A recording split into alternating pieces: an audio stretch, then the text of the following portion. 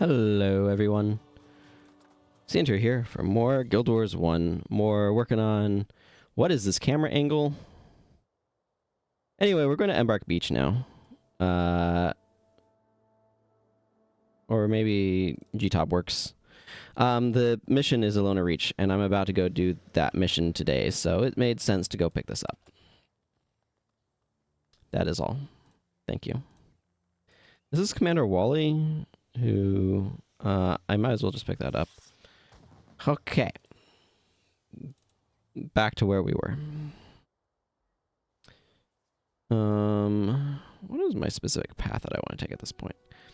So I do need to go up to Alona Reach. I might go over here and then around. That seems reasonable, right? I do need to go talk to the Forgotten over here as well. Maybe I'll go do that and go to Thirsty. How do I want this microphone positioned? I don't know. Anyway. Yeah, because I have...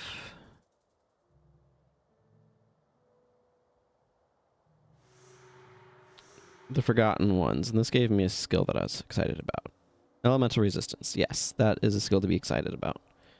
Okay, let's go do that and go towards Thirsty, but I do want to make sure I do Alona Reach here. Actually, before I go anywhere else, I should check to see if anybody has unspent attribute points, like this person does. And this person does. I have solved the unspent attribute point problem. Okay. Hope everyone's doing well today, by the way. I have about 3 hours to stream before I need to stop so I can take a walk with my sister, but so that'll be good. I had fun playing Magic yesterday, Magic the Gathering. Did a Tarkir Dragonstorm draft.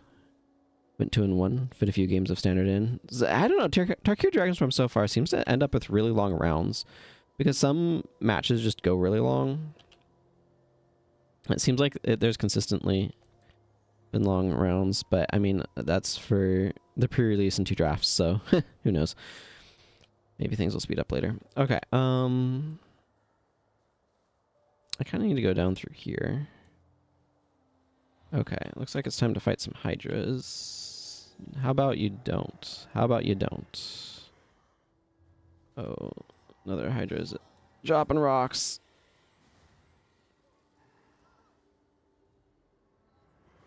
Oh, this is not ideal.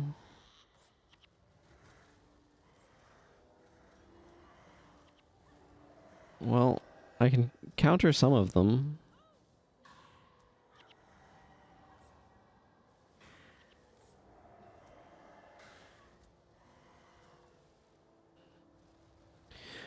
Honestly, I was expecting that to go worse.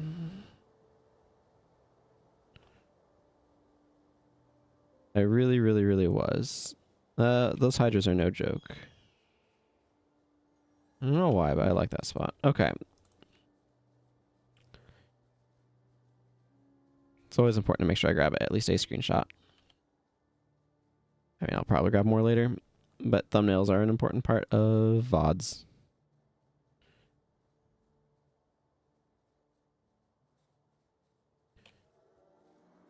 No, please. Well, I got that Inferno at least. Ow.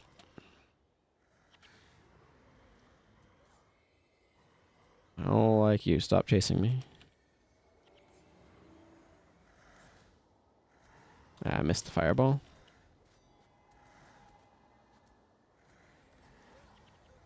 Missed the Inferno. But we're alive, and that's the important part. That's the thing, is like Mesmer actually is a proactive form of damage mitigation, which is something that like is pretty significant. I find interrupting in Guild Wars 2 absolutely a thing that you can do, but it feels a lot spottier because you don't have the skill meters filling up in Guild Wars 2 like you do in Guild Wars 1, or at least if you do, I don't recall seeing them. So you kind of have to like pay attention to animations and kind of understand what's going on. Because like right here, I can tell you know, the fireballs are happening or whatever, because I'm seeing, like, when I click on them, I can see the meter filling up. Now, obviously, I can tell these guys are casting outside of that because I can see the, there's an animation that's playing when they're gearing up. But I can also see, when I click on them, you began casting in the casting time. And, like, I mean, you see that on my screen as well when I begin casting. So, like, that screen, or that UI element, makes it a lot more explicit when you're interrupting things. Elemental resistance is a skill that I would very strongly consider using out here. Plus 40 armor against elemental damage means having all of the damage from those extremely painful fire elementalists. But I kind of want to keep Matter of Recovery right now, and they're both stances, so I can't use them at the same time. But I do level up and therefore get more fast casting. So that's nice. Okay. I want to continue on. I think this should connect to... I don't usually go to the Scar this way. I think that's the map's name. I think it's the Arid Sea down there, but I think this is the Scar over here. I don't usually go over there from this direction, so I'm like 99% sure it does connect, but I'm not 100%. Yeah, hit the wrong skill, but caught the other one. So yeah, you can see, like, well, you can't see it right now because I'm... But, okay, so you don't see it show up on my own screen, but I mean, if somebody else was on me, they would see it. Yeah, missed the fireball. Watch this for Meteor. Well, hit Inferno instead. I missed that. Fireball is easier to interrupt because it's the second half cast time as opposed to the, like, second cast time of Inferno. So we can absorb a few of those. We just can't absorb many. They hurt. They hurt a lot.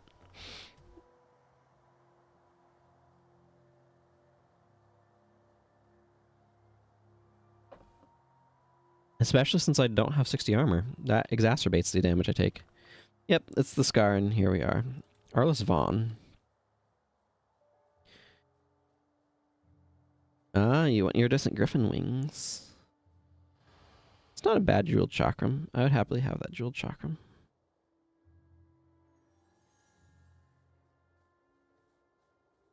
I don't have the wings, though. I'm unlikely to farm out the wings or anything in order to be able to get that, so it's not really a notable thing. Okay. Now comes the tricky part, figuring out how to get to Thirsty from here. I usually go from Destiny's Gorge and down that way, so I'm going to have to kind of play this by ear a little bit.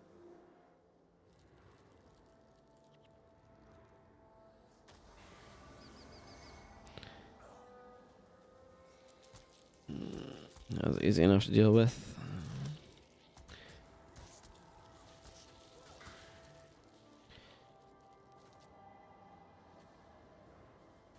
I'd much rather run Energy Surge than Mantra Recovery, but Mantra, like, any sort of maintained skill is kind of tedious to work with. So I think I should be able to curve around the southern side of this Scar area here.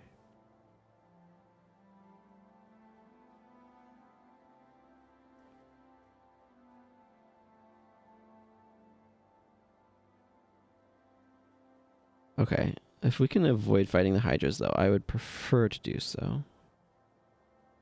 I think charge means we're going to be able to, which is nice.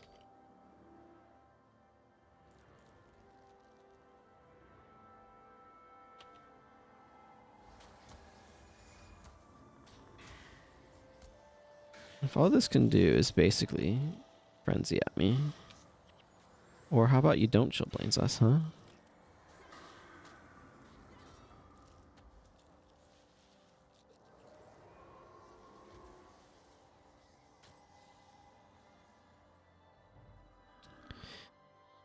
Okay, I think... I'm trying to figure out my priority order. I do want to get to Consulate Docks so I can pick up Oleus. Right now I'm going to have access to Oleus and Livia. Eventually, Noelle will become a Necro, but I can't even do that until she's higher level, so. Death's Head? The heck? Oh, it's a staff skin. Anything good? Hey! Spawning power of Ritualist! And it's Death Magic staff. This is actually kind of sweet. Like, this I'm sticking in my bank, and it needs a prefix, but... And 19% is not 20, but it's close enough. It's not max damage, but it's a little bit off. It's only 1 point off, basically. 11 to 22 is max, like this is. That's really, really cool. I got my first one of these. Let's make sure I get a commemorative screenshot, which you heard the snipping tool just make noise of.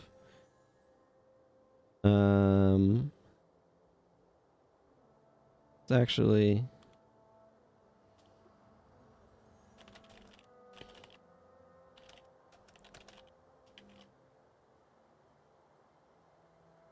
drop of that screenshot in the Discord. I have a Discord for those watching.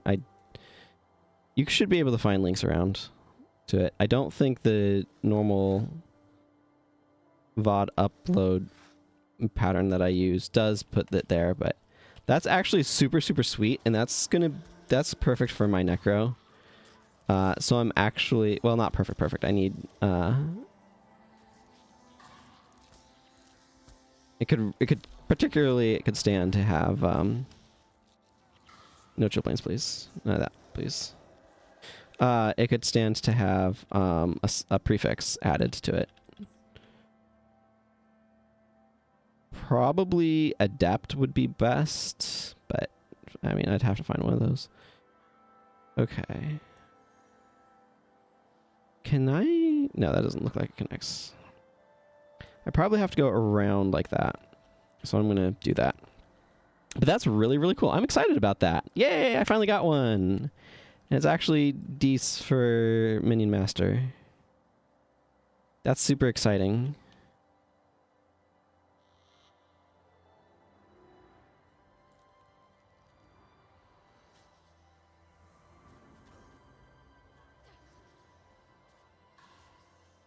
Dune Burrowers are rooted in place, so Chaos Storm is especially effective against them.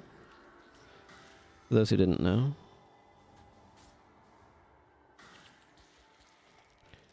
Of course, I got a great weapon for a different character than the one I'm currently playing, but, you know, I don't mind.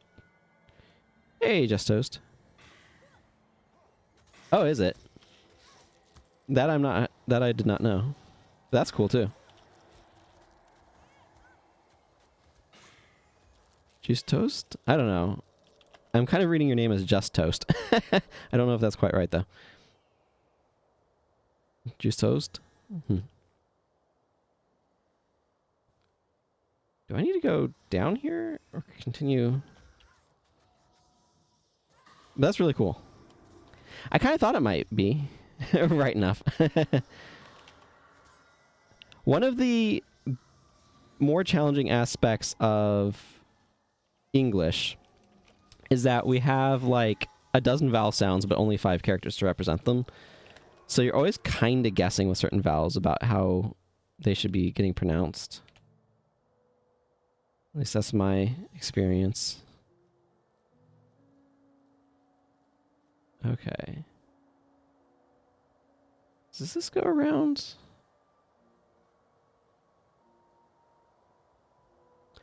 You know what? It's time to investigate and uncover some map. Because I don't remember. But yeah, that's cool. New skin as well.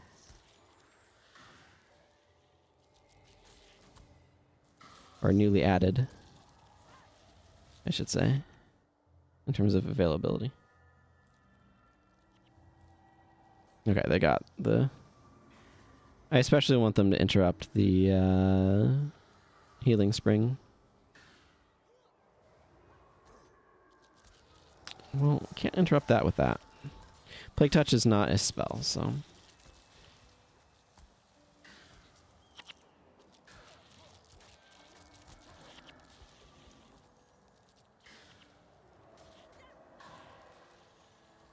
Yeah, I'm glad Chillblades is a 2-second cast time. It gives me plenty of time to interrupt it, even if I'm fumbling. And I was definitely fumbling there. Okay, yeah, I can't go up this way. That's what I thought.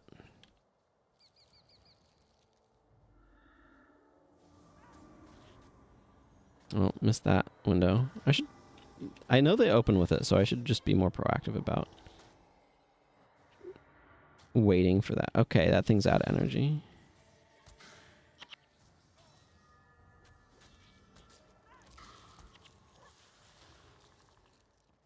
And I'm definitely feeling my lack of energy management at the moment.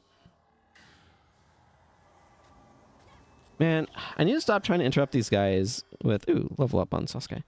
I need to stop trying to interrupt these guys with Power Spike, because so many of their skills are touch skills, and therefore not spells. There are touch spells as well, but Starburst is the main one that I can think of off the top of my head.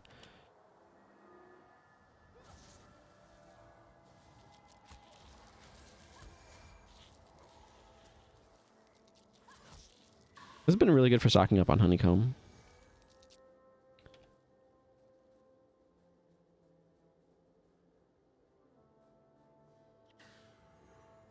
There we go. I did the smart thing and made sure to wand first so I could interrupt its nonsense. Nope, there's me trying to interrupt Vile Touch again. And again. And I am really getting... Because I'm like seeing skill interrupt, and it's like, no, I interrupt spells, but not skills.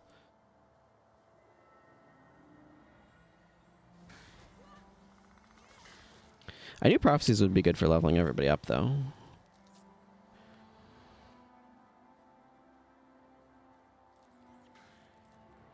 Healing Spring is easily interrupted, as are all traps. See, that one was a spell, and I knew that before I hit interrupt.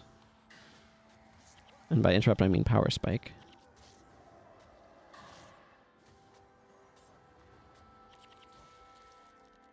And those guys have really energy-hungry bars. 25 and 10 energy skills that they spam and stuff. Okay. First things first, I want to make sure I put that new Sweet Staff in the bank.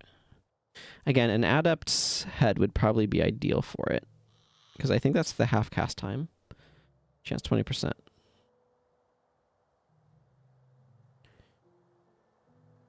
Which is probably more valuable than insightful. Okay, I need to make sure I put that on my... Let's just drop this off in here. I don't want to deal with it. Okay, I kind of want some raw cash, so a lot of these things I think I'm just going to ID and sell.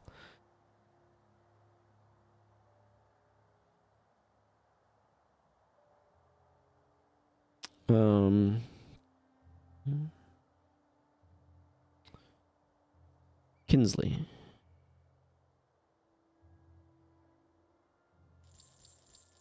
Thank you. Do I want to do this right this moment?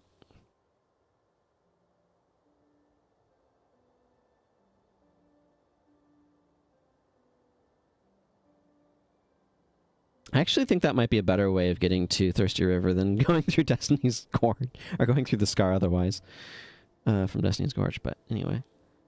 So I could just go from Destiny's Gorge up to Alona Reach, but I kind of want to take the side path that goes over there. I just need to decide... Yeah, it's probably best to go from Augury Rock. The desert is so annoying with its devourers and pop-up scarabs and stuff, so... It's kind of a little bit like, in terms of not being excited about any particular path.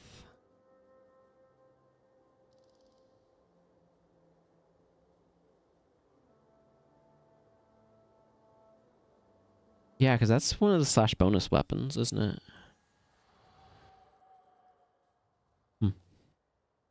It's cool to get the skins from that in, like, more usable form.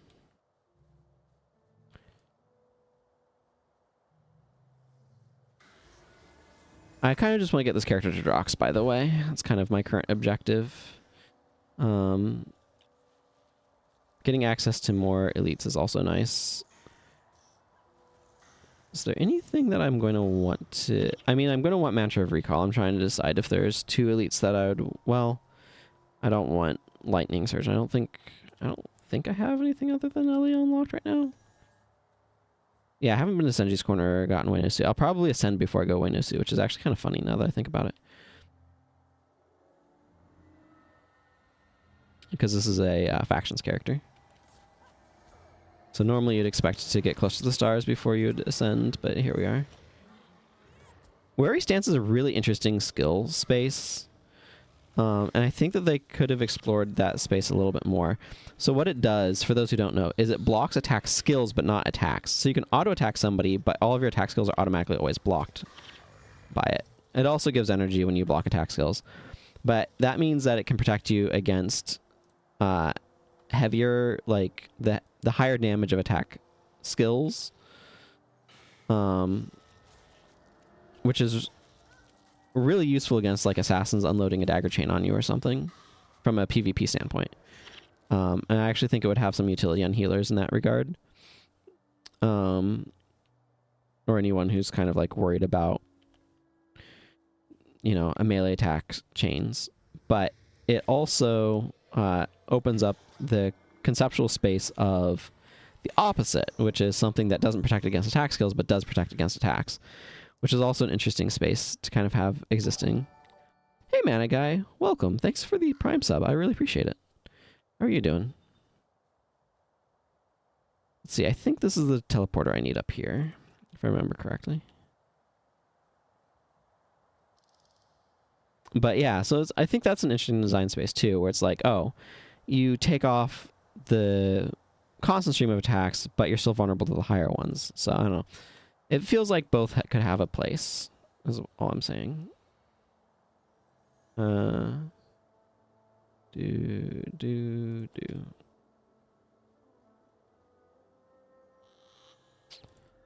probably going to do Alona Reach first, though. I feel like Alona Reach is a little bit easier than Thirsty River. These Stormkins suck, but mostly for physical attackers. But unfortunately, my party is mostly physical attackers. I don't know what's up with their clumsiness. It's very slow. But there's so many of them.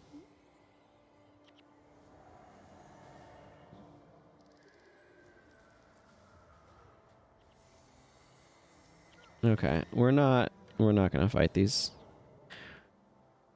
We're gonna peace out. Oh yeah, I have this miniature Prince Rurik that I got for my first birthday on this character, which, like, happened on stream. I say in finger quotes, but, like, where I'd been playing on her and not had it, and then the next day I played on her and did have it. So it kind of happened on stream, like last time I played.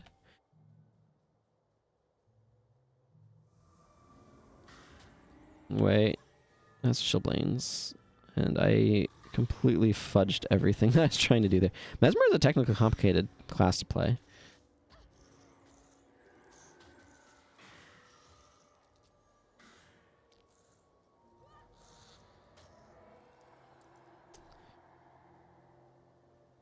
It's like a lot of very precise things that you're trying to do at times.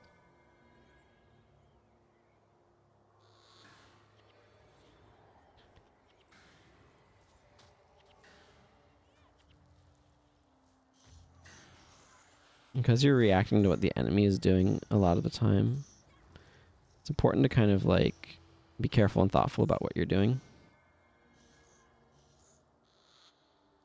Or you could be playing the meta build, in which case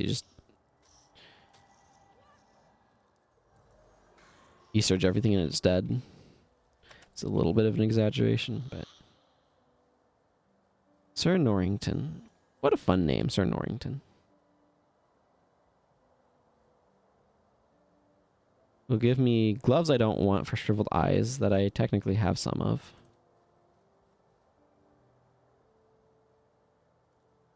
Now I need to remember... I feel like I should know where this is. The town I'm going to. Because it's not like I don't go there regularly. I know it's not up that way, but that's a really cool set of arches over there. Anyway, we've got some devourers over here that are de-shotting my empathy, which is not great. If your empathy is getting de-shot, maybe stop watching so much news. How's that for a joke? I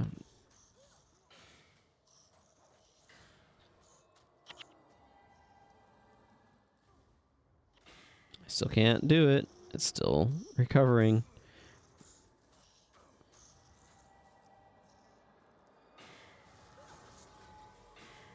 No chillblains. Ooh. I will take bug cider. And not think too much about what it means to get cider from a bug. A giant bug.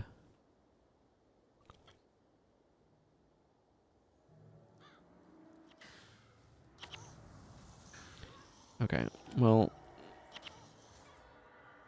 let me just flub every single thing I'm trying to do.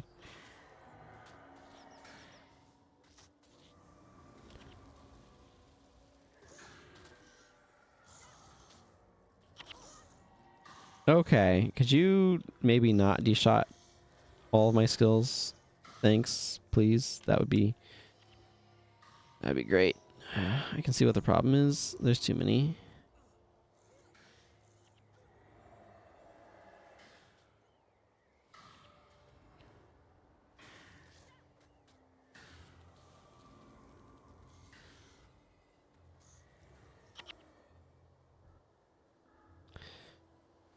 You know, sometime I should make the team build that's all Cry of Frustration and Phantom... Why am I forgetting the name of this skill? Conjure Phantasm. What a weird name. Bots sometimes have very strange names. But, you know, the Wind Rider build. Because it's really annoying. Or maybe sometime I should do the... we have a team of all rangers with Punishing Shot and... or Magebane Shot or whatever. It's just like you can't finish any skill and you're constantly getting interrupted. Because it's like, it's so annoying when the enemy does it.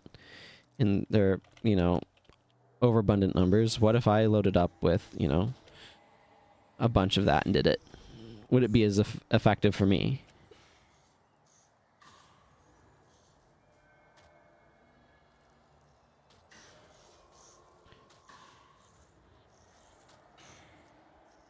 Okay, he just killed himself off of empathy.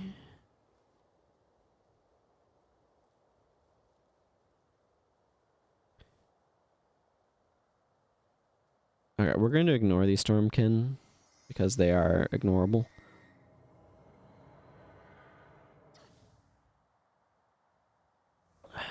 I've almost finished off that water, but I have 2 full waters, so I'm fine. Seeker's Passage, that's the name of this outpost. These used to be so much more important. I've talked about this before, but back in the day, we didn't have this handy-dandy UI that let you switch, so you have to actually go to an NPC. Either the Great Temple of Balthazar one, once that was added, or Senji's Corner. Technically, I think we had the... oh, either Lord Sagarber skill, but whatever.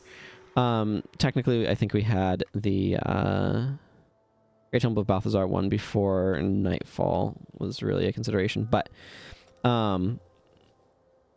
originally, it was one of these outposts, Seeker's Passage, Hero's Audience, or Destiny's Gorge, where you talk to one of the ghosts here, and they could change your secondary for you. And so you'd come to these towns, I wouldn't say a lot, but you'd come to them regularly in order to do that. I am going to get the dust out of this eyeball. Weird things that we say when we play video games. And, anyway.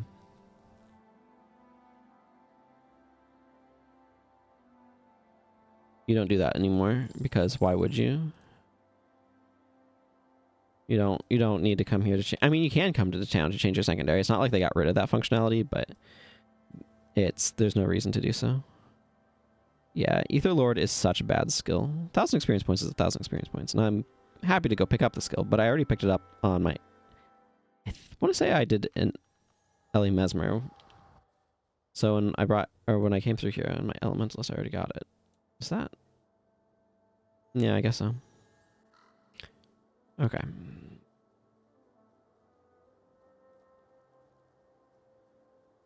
Squandered precious charge seconds looking at my map.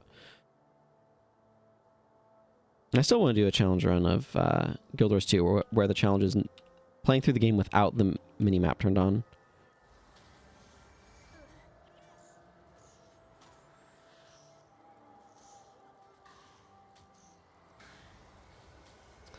I want to actually like learn to navigate the maps in that game without relying on the mini-map, because I feel like that game's navigation system is built around the mini-map. I really would like them to implement a like Skyrim or Elden Ring style compass that would just be like, here are the important things around you, because I think that would do a lot to open up navigational options and mean that you're not playing the game just staring at the mini-map / compass in that game, or their equivalent of this mission map here.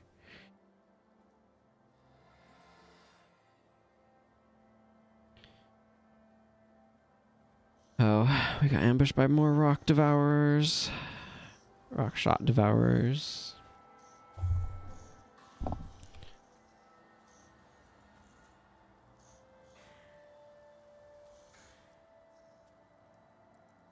I mean, gotta pick up my bottle rocket. What am I gonna do without that? Miss out on an entire party point. That's what I'm gonna do.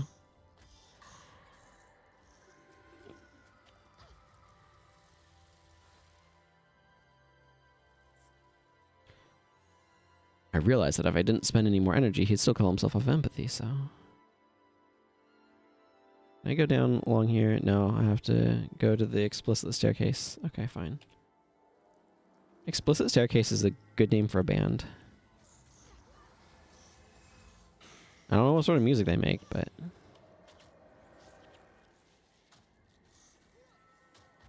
I feel like it's a good band name.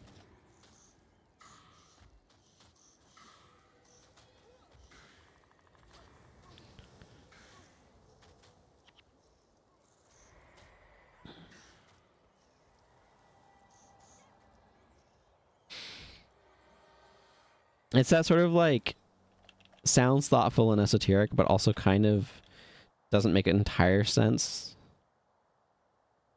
But you can kind of run with it a little bit. I think that's what makes a good band name. It's always important to interrupt the Chillblains. I mean, not for me. It's important for Sasuke, though.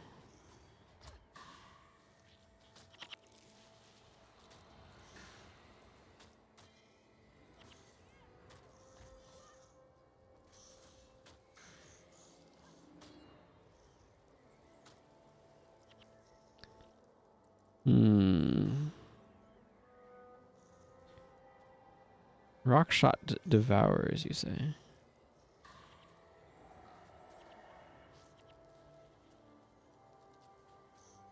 Well, they're engaging in the best way to interrupt Chillblains, which is just killing the enemy dead. That stops them from doing any more Chillblains at all. Okay. Like Mario would say, what's the goal?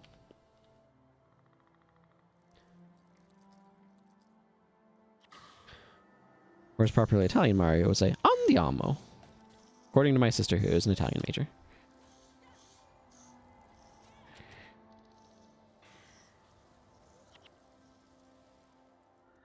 Rachel's worry is really good against enemies who are running around trying to evade AoE skills.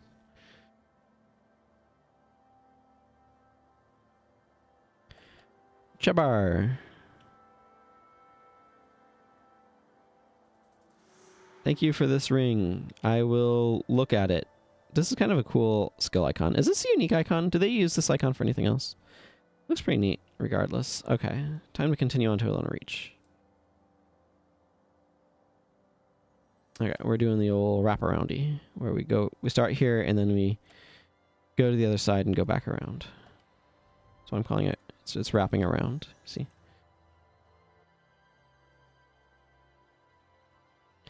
Okay, and we just kind of need to go around. It's going to take a little bit yet. But we'll make it there. We'll make it to Alona Reach.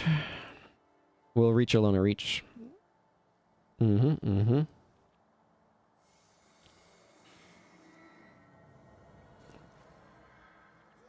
Power drain, you say?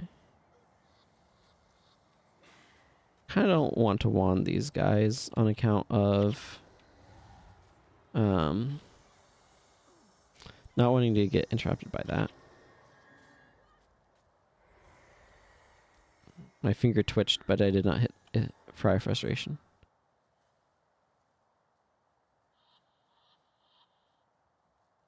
Does that actually go through? Hang on. I'm going to investigate some geography. I don't know if this is a dead end over here or if it goes through, and I want to know, so I'm going to investigate.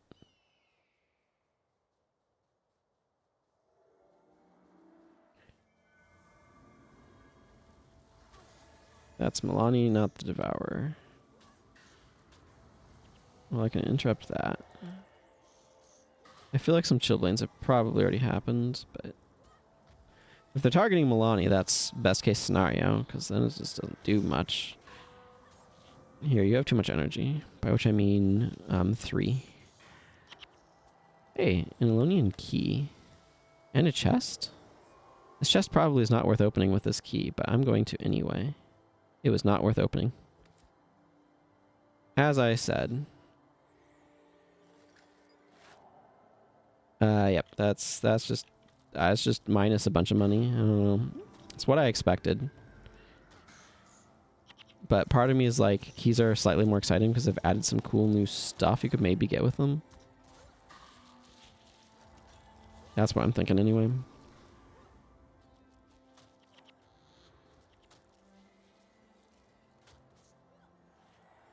Hey, you.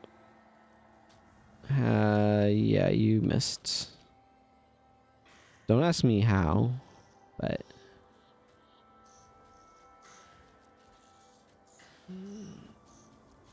Maybe that's a flat bow attack and not a recurve bow attack. Recurve bows were like the interrupt bow, so that's what I used in PvP all the time.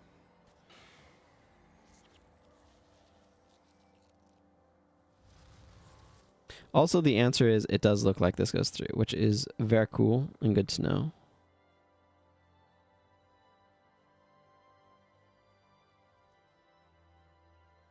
I still think I need to get... Well, past this group of Stormkin for one thing.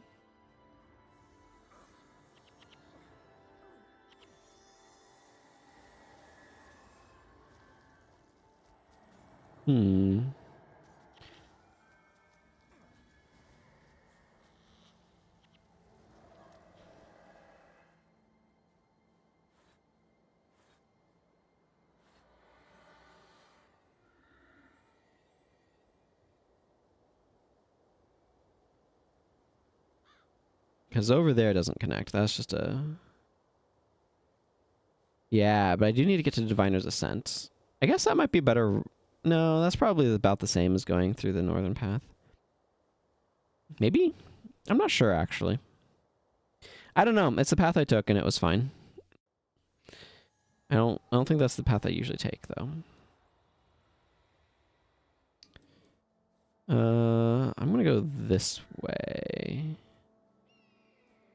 Am I? Yep. Might actually, you know, I'm gonna try this teleporter up here. I'm gonna ignore those rock shot devourers because I'm tired of fighting them. And they're fairly inconsequential. No energy management for you.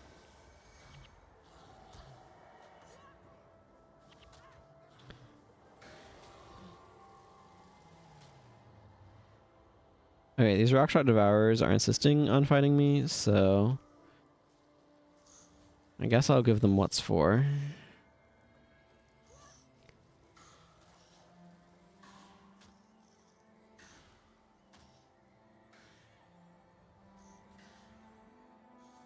There we go.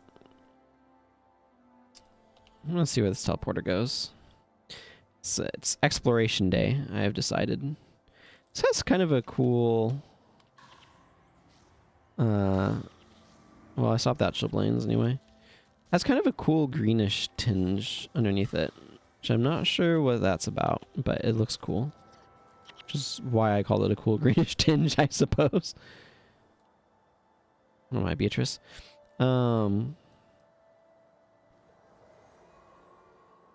Okay. I wonder if these are truly random or if it's a set of patterns they can randomly be between. I'm not sure how that's set up.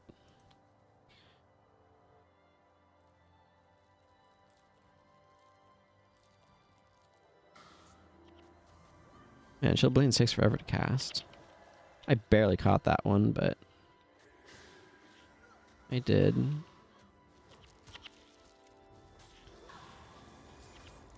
I think I'm getting into Mesmer time.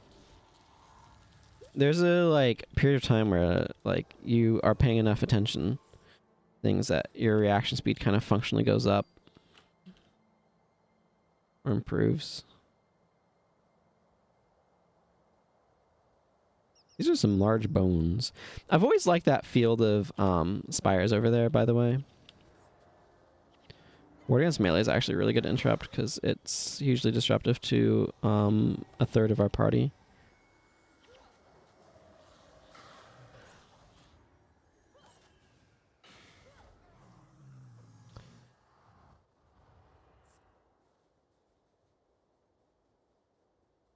Excuse me. I stayed up too late last night watching Naruto Shippuden, which I have mixed feelings about. It definitely knows how to hit the emotions at times. Its world building is starting to get a little bit more interesting in terms of the mechanics, but there's a lot of its world building that just doesn't make any sense. And also, this secret ninjutsu technique is somehow able to interface an electronic tracking device with a magical map. And it's just like, what?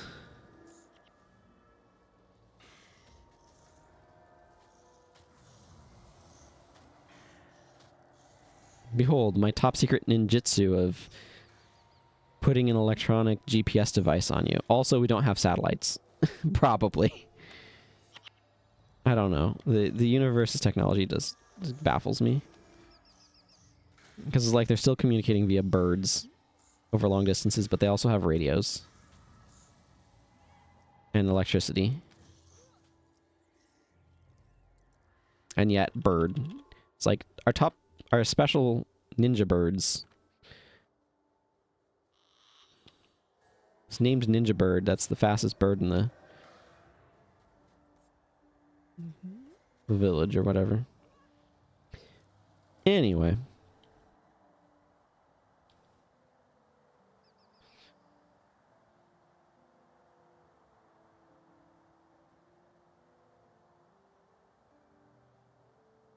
It's not like it matters that much.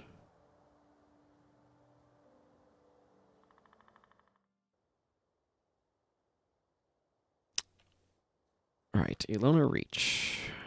Land of the Golden Sun. Or not. More like the Land of Minotaurs. Oh yeah, I need to go drop this thing off. The garbage FDS. Okay. I'm going to drop this ring off, so that way it's no longer clogging up my inventory. And I'm going to get an absolutely trash skill and some other skill that I won't. Windborne Speed is fine. This spell's really bad. You lose all energy, and then there's a little bit of energy regen, and you get a little bit of energy regen. But the energy regen is pretty...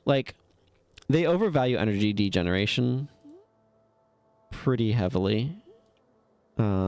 Maybe it's better in PvP, but I don't think anybody ever used Aetherlord in PvP to any great effect. I just feel like they overvalue the impact of energy degeneration.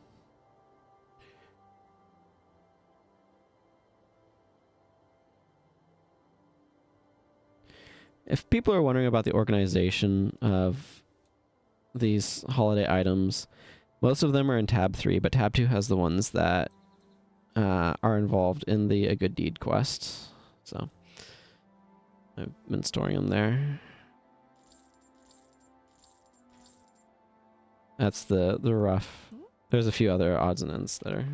because there's so many of these that I ran out in one of the bank tabs, if you'd believe it. Okay. Have I finished? I have. I'm gonna go turn this in first, and then I'm gonna go do Elena Reach. I know I'm bouncing all over the place, but it's not like load times in this game are long. Not like Guild Wars 2 can be sometimes. I think Guild Wars 2's load times can be long because of decompression, but that's a way of making the file sizes smaller. So I appreciate that value for both the sake of my hard drive and data being transferred over the internet. Oh, and persistence I already had from probably something else, so cool. That literally got me one skill that I'm unlikely to use on this character because the native skills that I have access to are better. But it also got me some experience points and the quest out of my log, so whatever. And it's not like it wasn't going to just happen over the normal course of play, so I did not go out of my way for that quest other than turning it in. Is there anything else I want to do before I jump in here? I don't think so. I cannot, in fact, join their mission on hard mode because I don't have a hard mode unlocked yet on this account for prophecies. Let's get miniature Prince Rurik out here. I think when minis first came out, they counted as allies for like leadership or something. This is the Minotaur mission. There's so many Minotaurs at the start. I've farmed these Minotaurs before, but they're a little annoying because they do have worry stance, so they will block like Cyclone Axe and stuff, which is irritating. Well, go get him.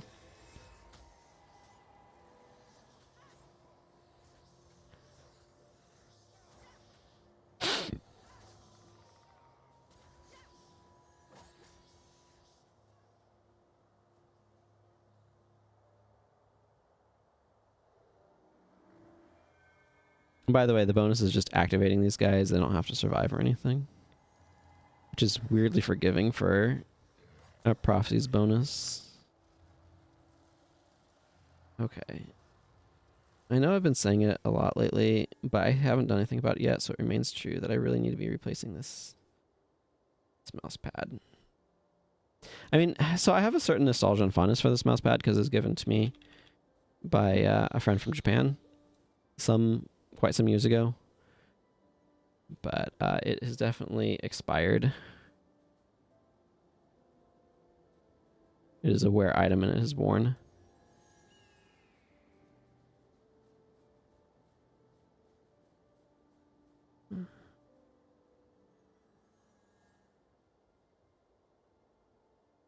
I don't want to fight these guys if I can help it.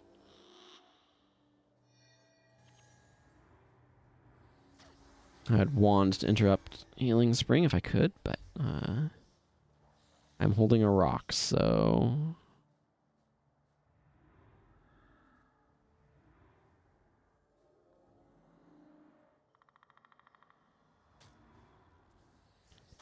little precision shot. You used to have less armor while activating it. I don't know if that's still the case though. It's kind of a weird effect.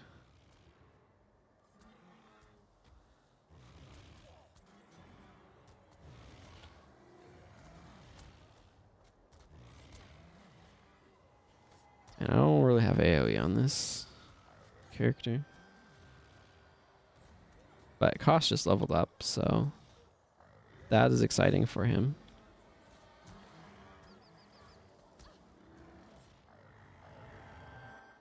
Yeah, that makes sense. Dunkoro. Yeah, I think Dunkoro leveled up and got attribute points, but he needs more than that to be able to invest in anything, so functionally does not matter.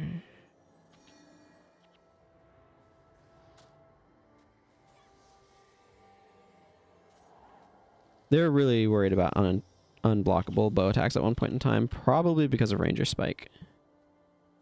Now that I'm thinking about it, Ranger Spike was kind of a big deal back in the day. It became less of a deal over time, though.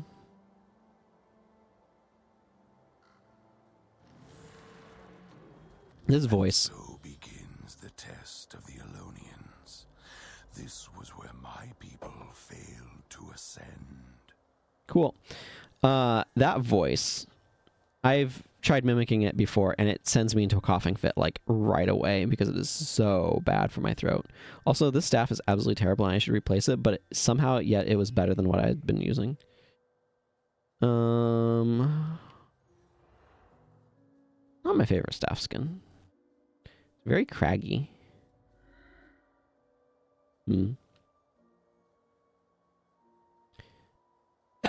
Speaking of coughing.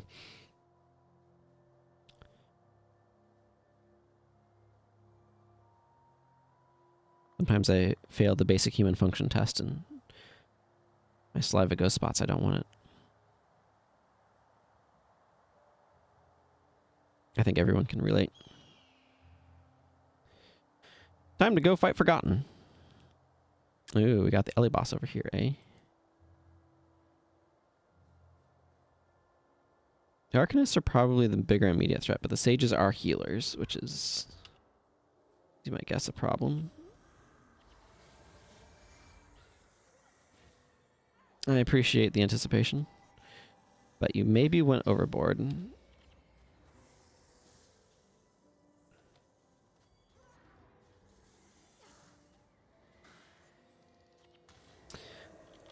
Man, that was a nice interrupt on Word of Healing, if I do say so myself. Okay. You blew all of your energy on putting like 30 different protection enchantments on me, and now that I could maybe use some of those, you're out of energy. Cool. Oh yeah, that guy is like out of energy too. We're gonna get earthquaked. Okay, hang on. We need to prioritize. Ow. Talcora, you have no idea how to run that bar, do you? Oh my goodness. Ow. The answer is no. No, Talcora does not know what she is doing.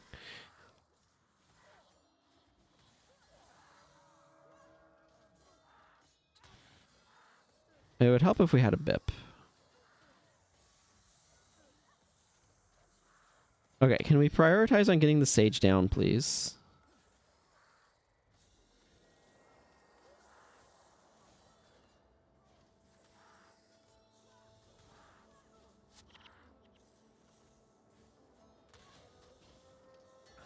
Well, I'm not surprised Talcora is down. Talcora's out of energy.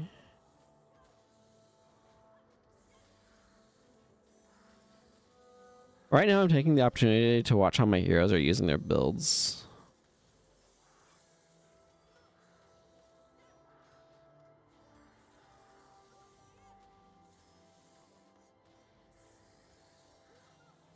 And I'm thinking about what adjustments I might want to make this work better. So one of the things I'm thinking about right now, for example, is I could take Milani's build, and I could, for example, remove Ermides' attack, which is probably not doing a whole ton, in order to give her Radiant Scythe, which would be better energy management. And then I can combine that with, I could swap out, like, Purge Conditions and remove Hex. And I don't think remove Hex is really necessary in these areas. We're probably failing this mission, by the way. I don't think we're killing this group. But I'm just thinking about what could I be doing to make this work better. Right. So, like, Koss can self-heal because he has Healing Signet.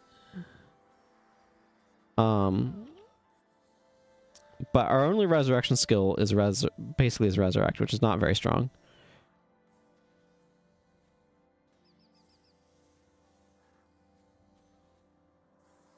So what could I be doing to help with energy management? And like one of the problems here is Prot Spirit is a high energy skill, and so is Shield of Deflection, and she has lower energy because of Divine Boon, which is important because it makes her more effective at healing us up. Right, so it's the Divine Boon is an important skill on her bar, but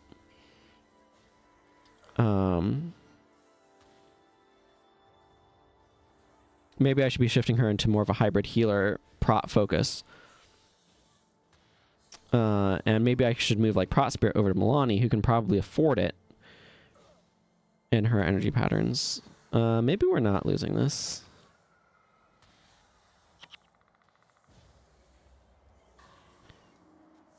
I'm going to get out of line of sight.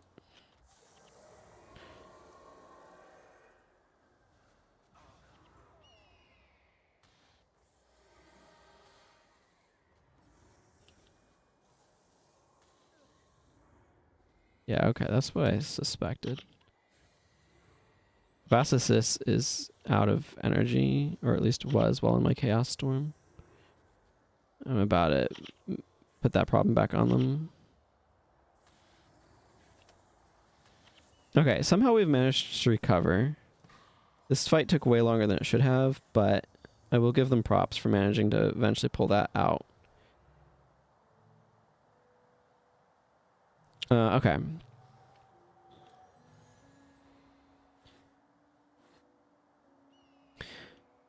So we are on a time limit, but it'd also be foolish to rush too much. Energy levels need to kind of recover. But things I'm thinking about, though, is to kind of finish that train of thought, is if I distribute some of the healing effects out of the monks, then they're like, it distributes sort of that pressure of that function, which has benefit. So that's kind of what I'm getting at there. And like, I could do some stuff over on cost, for example. Like, he doesn't need to be running charges as elite. It is handy, but it doesn't need to be.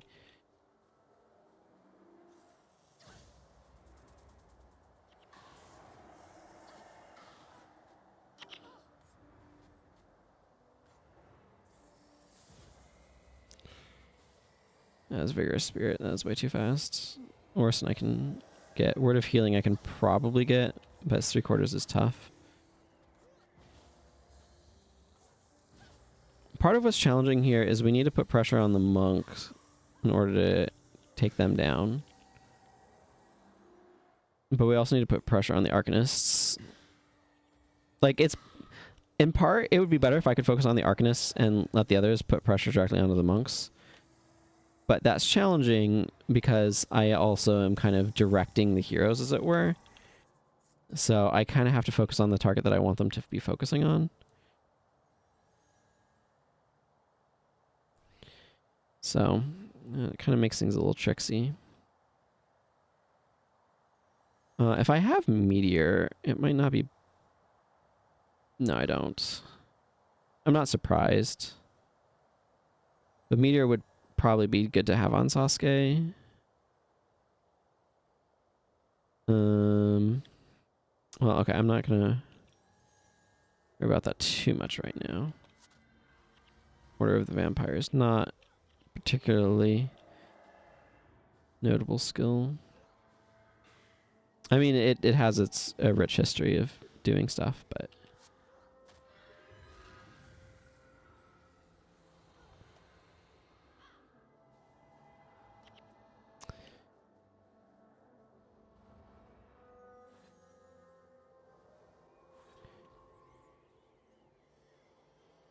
Okay, what I think I'm going to do is take this Vision Crystal and...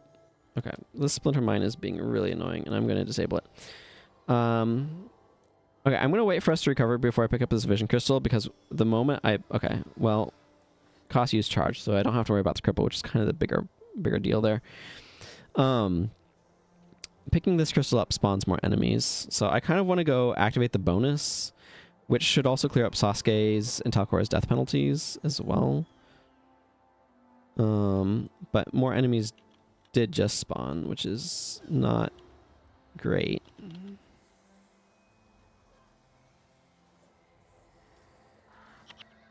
Okay, if you keep running around like that, you're just gonna die.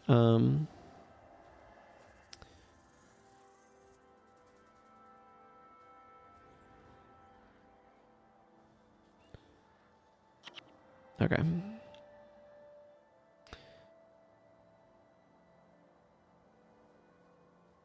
I kind of want to activate the bonus with this crystal. I need to go visit there and over there. I kind of want to clear out the plane a little bit, so that way we don't have as many groups when I get the second crystal.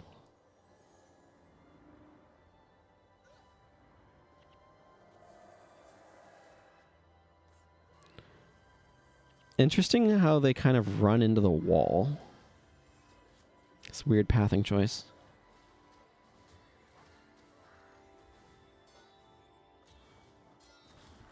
I'm just drinking some water. Empathy is already doing its work, so I don't want to waste more energy on it. I didn't want to recover energy, so...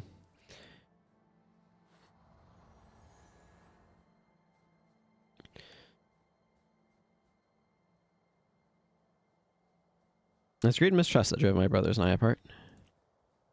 Yeah. It's interesting in Naruto how one of the big themes is the problem of living for revenge.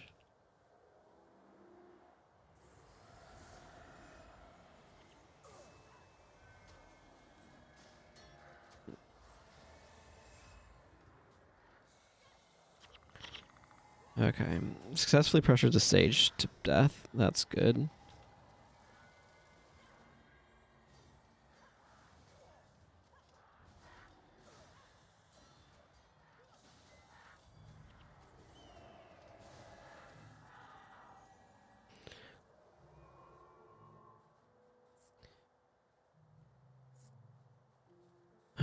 Okay, we're gonna walk around this splinter mine.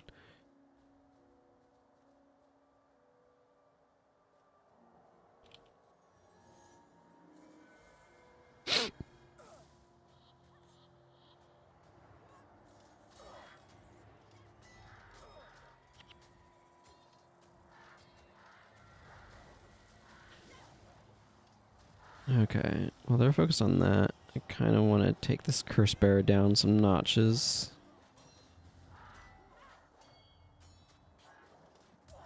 I can't stop that. I didn't have the energy slash skills. Can use a signet without any issue though.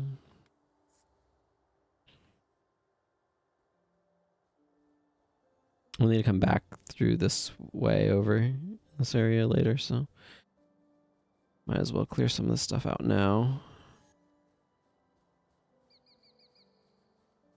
Half an hour is a fairly lengthy period of time, so...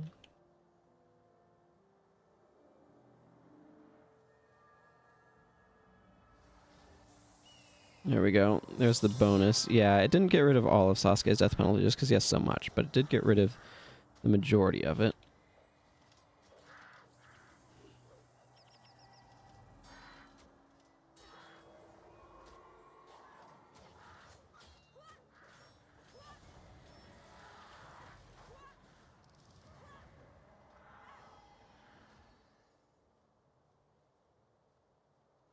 If you want to know about these guys, I will plug once again my slow playthrough, as I called it, where I went through everything, looking at all of the lore and details and doing all the quests and stuff.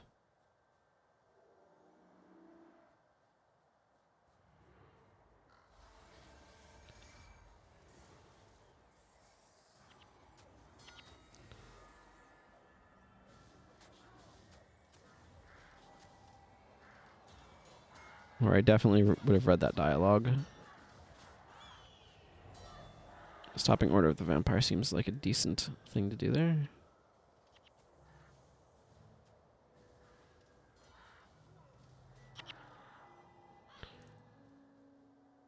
I'm going to want to pop the Splinter Mine, but I can do that on the way back. Need to drop this crystal off. I mean, I still have like half my time left, and I have less than half the mission to go, so... We're on good pace to finish this.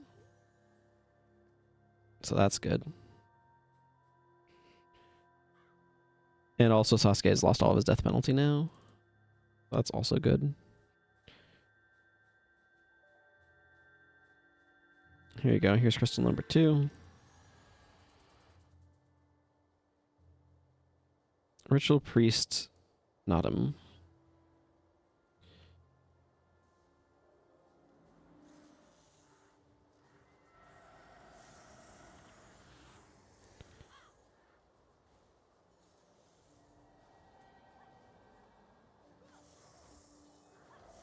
Okay. That guy's down. Again, the ritual priests don't have to survive. They just have to be awakened, which is very convenient.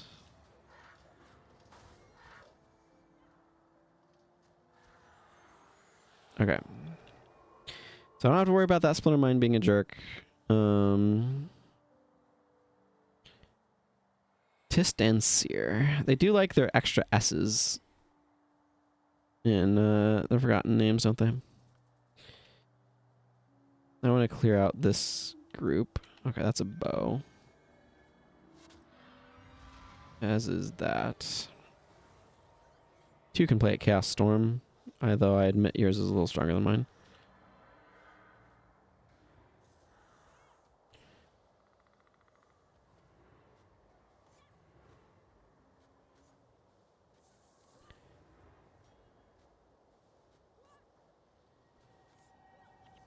Okay. That boss is down. This group's over there. I want to clear out this group over here, but I should wait for my energy to recover a little bit. Haste makes waste and all that. Haste allows you to attack the turn you come into play as if you didn't have summoning sickness. Something like that.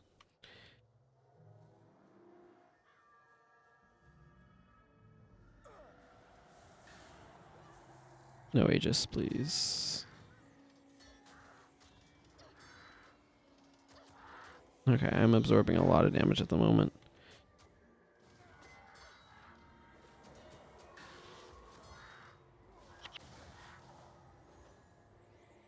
Okay, the sage is really low on energy. And now? Nope, I guessed wrong. I don't know what they're saving up for, though. But I'm going to pressure their energy some more.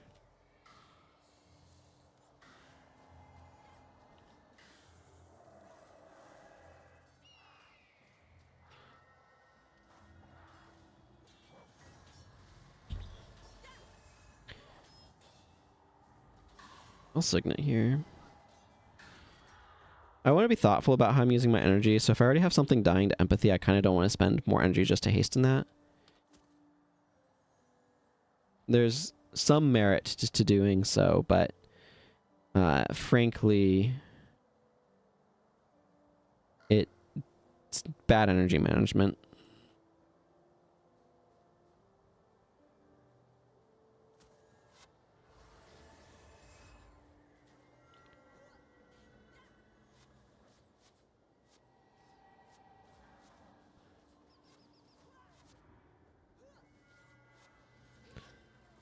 Drop an empathy there.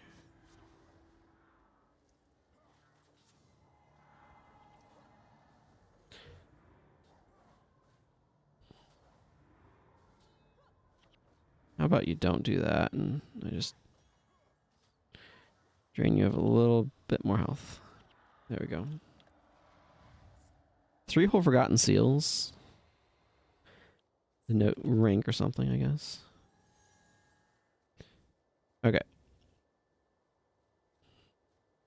On our way back, we're picking up a vision crystal.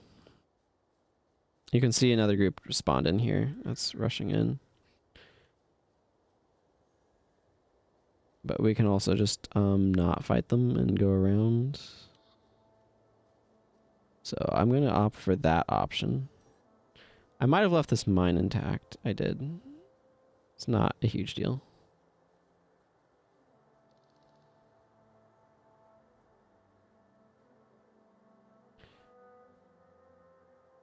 Yeah, there's been a distinct lack of hexes here that really need to be worried about now that I think about it. Okay, so it's just a couple of curse bearers, so these are not particularly dangerous enemies.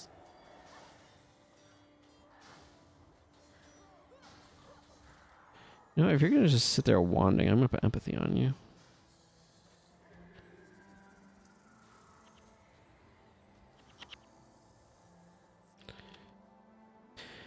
Alright, we should go with 10 minutes to spare. Unless it takes us longer to walk up this hill than I expected to. You never know with these hills. Always have some weird pathing incident or something. But no. We are just dandy. The vision crystal is complete. Excellent. The vision crystal is complete, and we can turn in our quests at Embark Beach. This one right here. We can't do it in hard mode, but I did do the bonus for an additional 30 copper coins. Notably, this will give us a lot of experience points, so this is very much so worth turning in.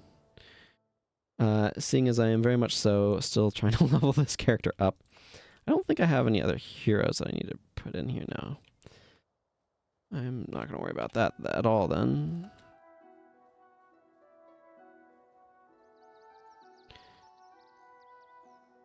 Zenshu.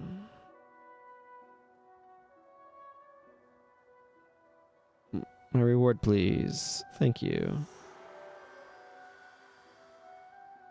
Dramatically increase my supply of copper coins. Let's see. If I remember correctly, light is 10. It's worth saving up for this, though. This is 15. Saving all the way up for this is a lot and probably not worth it. But saving up for the 5 absolutely is. And that is 10 silver. So 5 is 50 silver. And that's 50. So is it a stack? Let me think about this for a second. Okay, so a stack would be 5 silver coins. Right, so you need... Okay, it's a lot of copper coins, if I'm doing my math at all correctly. Because you need 500 for a gold Zaishin coin. Okay, it's a lot, but I mean still, it's kind of worth going for.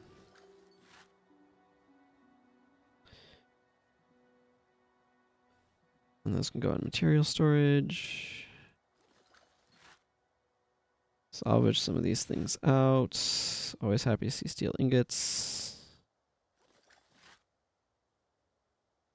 Have I gotten any +5? I did actually get this drop. This Death's Head of the Ritualist. That's a 5 spawning power. But I'm gonna put this, I'm gonna give this to my Necro. Because this is a good minion master staff.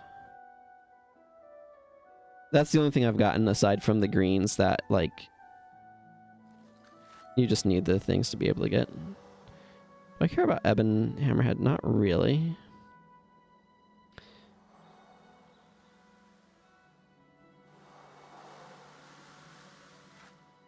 Okay, more bone.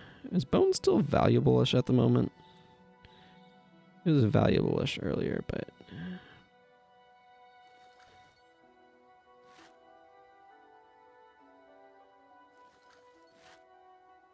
Okay, that was not worth. Yeah, I need to do a bunch of attribute allocation.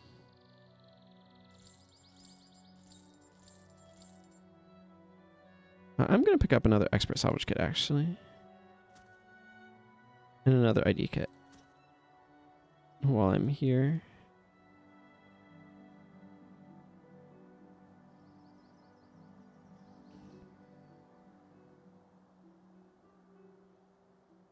Right. Shad.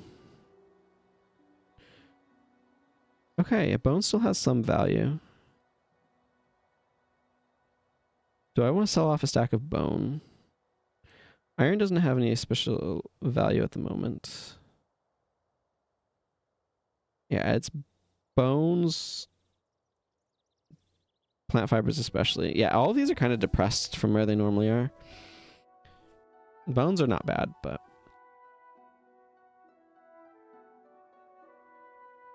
I'm not so desperate for funds that I feel like I need to sell that off.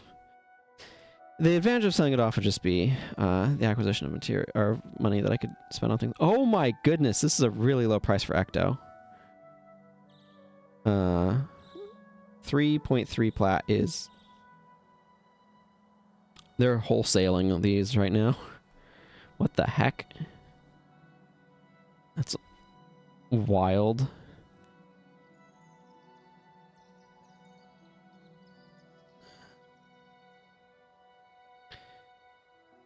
Any of these otherwise notable?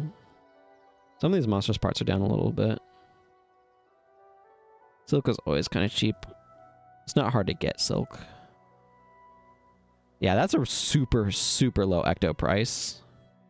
If you're going to buy Ecto from the trader, now is a really good time to do it. Because 3.3 is crazy low. Not that I'm going to do anything with it right now, but... I'm actually going to take a point out so I can go domination up a bit.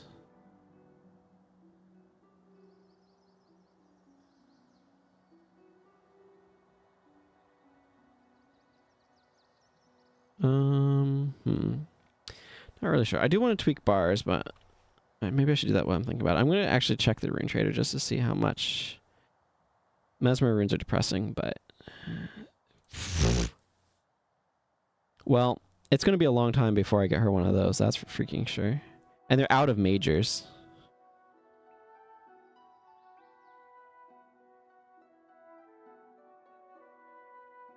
Man, being a Mesmer is depressing. Okay. Well... Soup Domination is 23 plat. This account does not have that kind of money. So like I said, it's going to be a while before I am doing anything with that. Yep. Just going to be a while.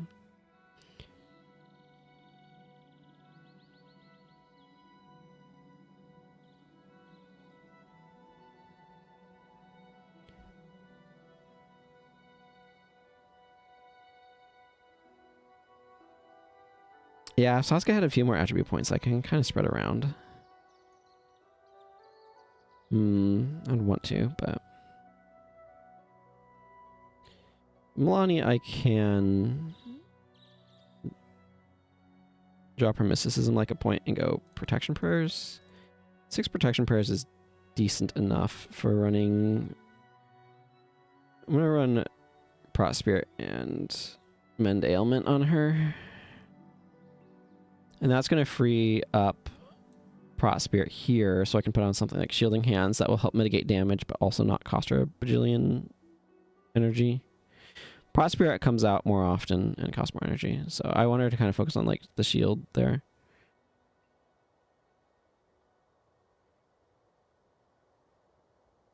Yeah, hopefully that's okay. She's definitely having energy management issues, so... something to help with that seems prudent.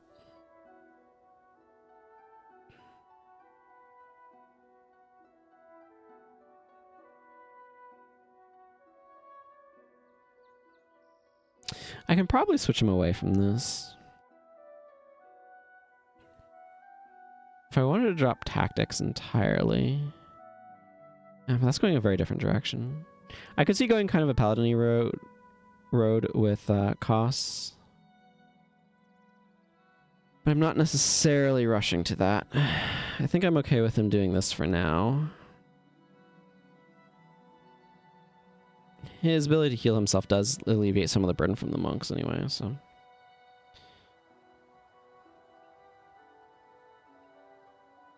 okay, anyway, I need to go do Thirsty. So let's go to Thirsty River.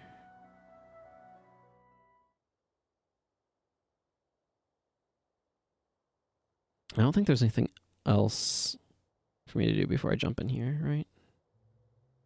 I did all of my allocations and stuff. I guess I might do this on him, slightly more efficient. Talcora, because of using the Divine Boon, I kind of don't want to drop. Actually, I might do this. Slightly less Prot and slightly more Divine Boon. Yeah, given how much of her skills are Divine Favor and really, really benefit from that. That probably makes the most sense. I could see doing a double major setup on her, actually. Unusual run costs axe, but I got a okay axe drop, so maybe I do want to change him a little bit now that I think about it. I don't want to go too defensive though, is part of the consideration.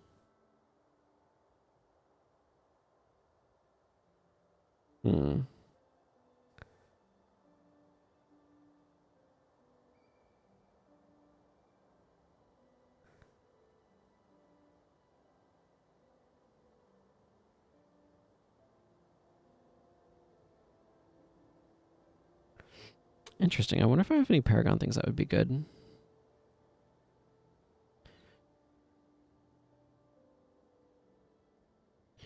What sort of effects would be it beneficial to have more of? It's kind of the question I'm asking myself. But there's also the question of like, what do I even have access to in the first place?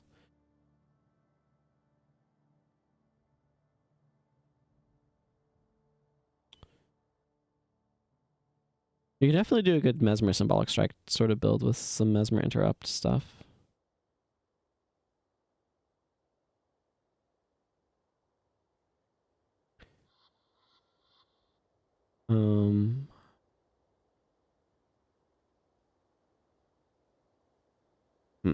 So if I dropped the Symbolic Strike stuff and went like a different direction with him, I'm just trying to think of what direction I'd want to go. Nothing is immediately jumping out at me as something that like, ooh, this would be fantastic. Whatever. I don't have very many skills in some of these anyway.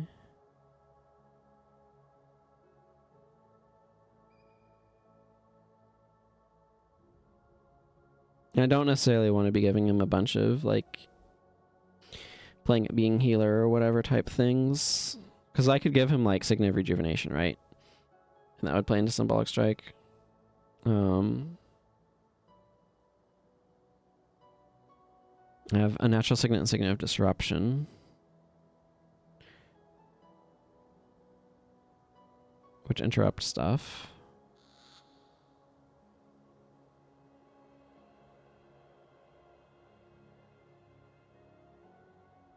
I could also just... I mean, I'm enjoying using Charge. So, my consideration is like, if I switch over to him like using Rush, that puts him in a stance, which benefits his axe a bit. I'm not going to worry about it too much right now. I'll tweak him later, I'm sure. Okay. Thirsty River. This mission has a surprisingly long preamble.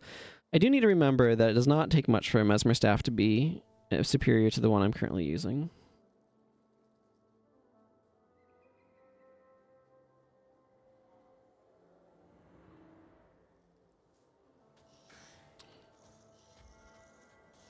It's more Rockshot Devourers. Whee! Everybody's favorite. Not really. The Sand Giants will give you more morale boosts when you kill them, incidentally. They want you to know this. Could you maybe not?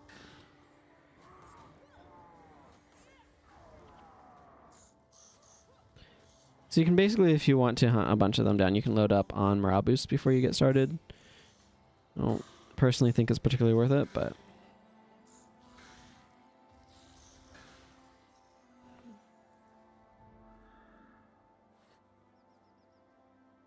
The main thing that I could see trying to get onto costs would be enchantment removal, but... I don't have any particular means by which I want to do that, so... I wonder if Talcora's energy is doing better or not with those changes I just made. Honestly, probably the number one thing that I could do to help her energy would be to switch her away from Boon. A Divine Boon build to something else that doesn't use Divine Boon and Reversal of Fortune. Reversal of Fortune is in part there because it works really well with Divine Boon. But it's also extremely energy inefficient in a lot of cases.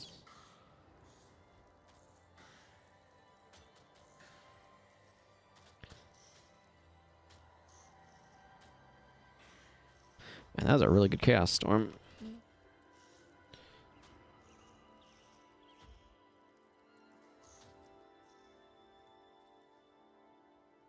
Yeah, Talcora is still burning through energy like crazy. I did not put Radiant Scythe on Milani, but I think it'll be okay.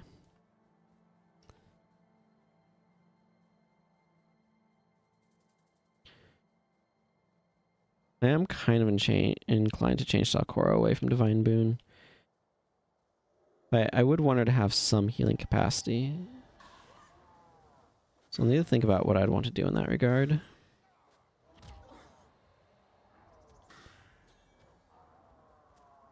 Again, I like Divine Boon because it's a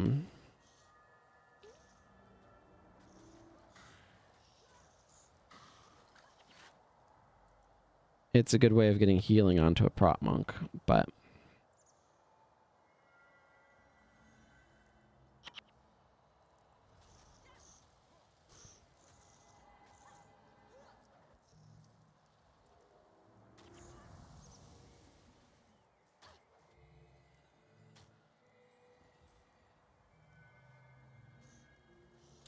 Canty shot me while you're flame trapping.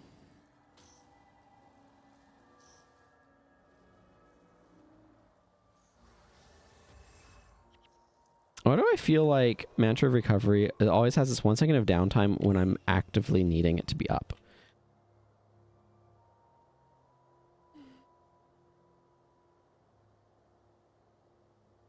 Kind of bizarre.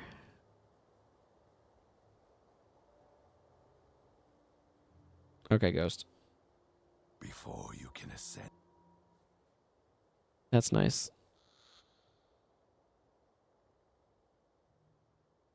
Still need to wait for him to explain how this works.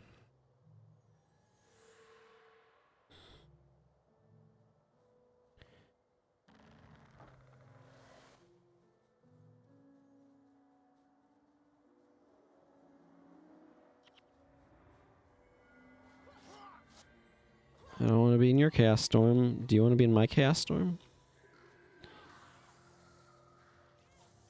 The answer is apparently no.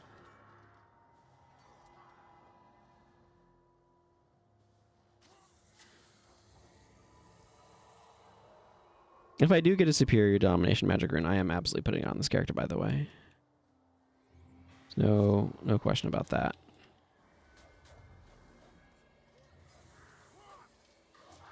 Yeah, you can see shielding hands did its work there.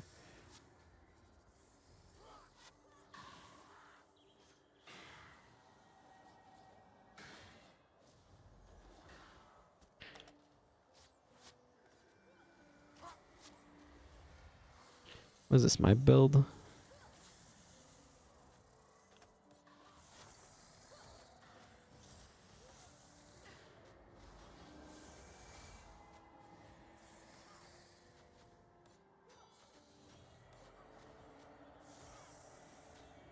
I'm gonna go for the not having energy solution to an enemy monk as being a problem. Okay, this time I am tired of seeing Word of Healing.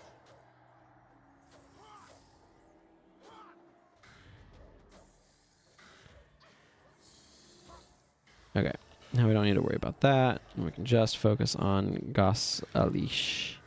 Alesh? Lashwab? And I've been getting ads for some sort of investment company that's like Charles Schwab or something. I don't remember the exact name, but it's something kind of like that. And it just keeps making me think of the Les Schwab, which I think is a tire company or maybe a paint company. I don't know. I feel like there's several things called Schwab, and I'm confused about which one is which.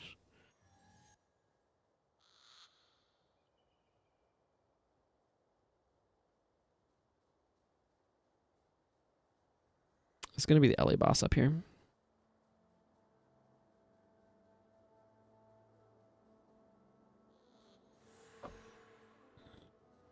I wish I didn't start several seconds behind because I had to wait 6 seconds for this guy to finish opening a gate, but what you're going to do, that's how it works.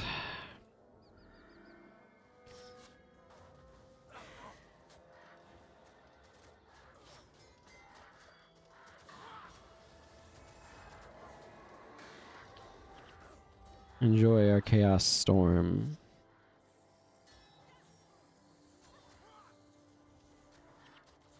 It took forever to use stoning. You can also enjoy a Chaos Storm.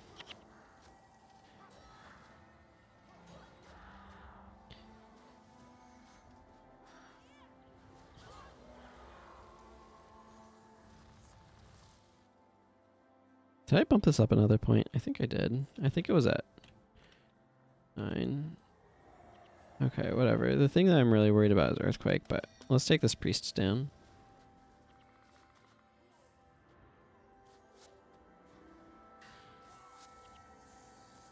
Okay. That's the thing that we actually have to worry about. If the priest is down, then this team doesn't resurrect. It can be quite lethal to have a mostly dead team suddenly all resurrect on you all at the same time. So it's definitely a good idea to not have that happen. Incidentally, I want to wait a little bit before engaging this next team so that way I'm close to the reset time. Otherwise, it's just pointless. Hey, Copper Corky. Welcome, welcome.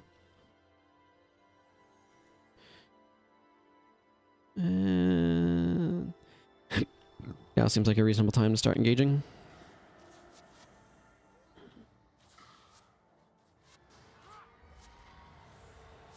There's the resurrect timer. Killing anything before that goes off is a waste of effort.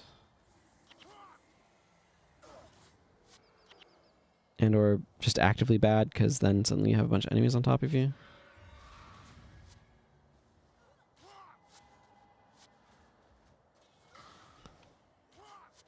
This is a very odd mission. I mean, it's to teach you Hall of Monument mechanics and stuff, so I get that, but this makes for a bit of an odd mission.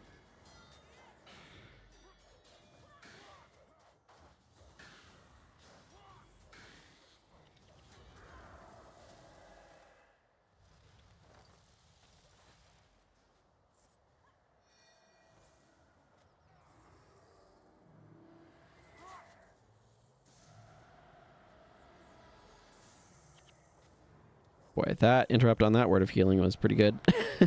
That definitely sped that fight up considerably.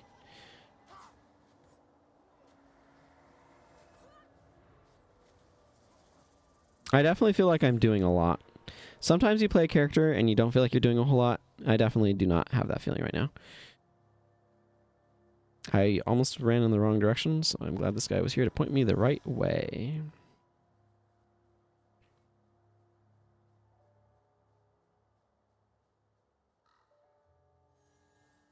Talcor definitely has the biggest energy issues. I do think I need to move her away from Divine Boon, because without a BIP, I don't think she's managing her energy well. Oh, everybody's level 18 now. Okay, well, that's enough looking at those. We need to move. These guys can kill King Kamar, so you need to intercept them if you want to do the bonus, and I do. Preferentially want to do the bonus. I am absorbing a lot of damage, but thankfully, Healing Seed is doing a lot of the healing.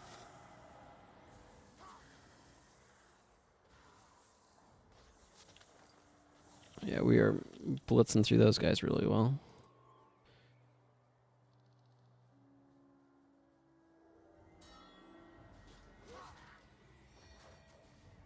Yeah, I do want to do both of those on the priest. Thank you.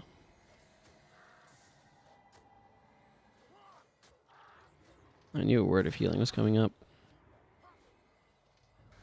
Yeah, missed Aegis. Missed that word of healing as well. Okay. Let's all come in here and take care of the priest, please. Okay, everybody's body blocked on Custodian.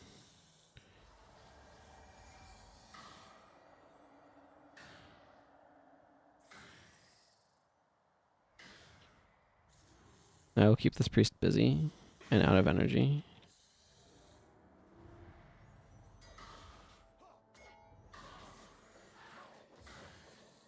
Apparently the Custodian decided I was the threat.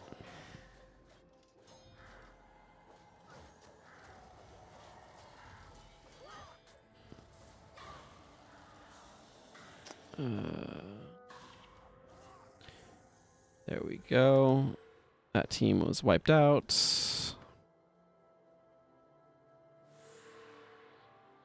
Let's go work on the next one, which is going to be this one I have decided by process of they're just here.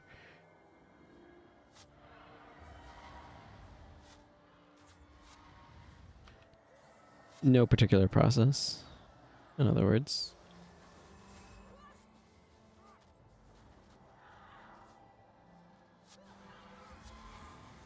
It's always funny when enemies take a moment to die.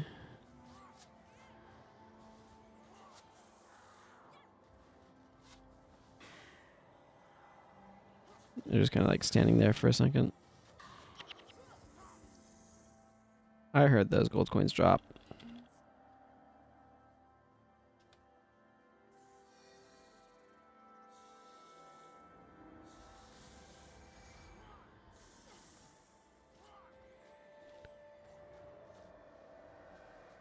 No Aegis. Thank you. Predicted the healing skill incorrectly.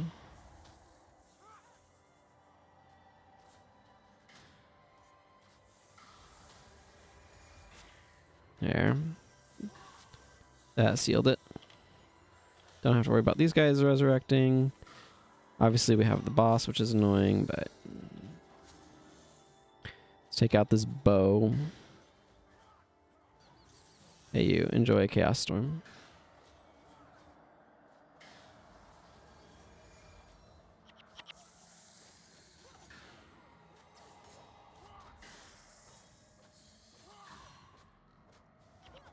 Why would you Orison? It's so easy to interrupt. Okay, whatever. Okay, now we can make our way over to the last group, which is about to have their resurrection event now.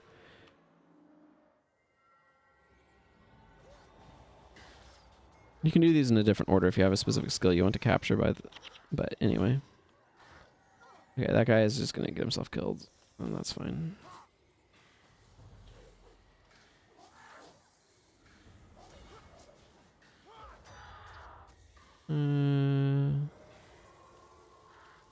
There we go.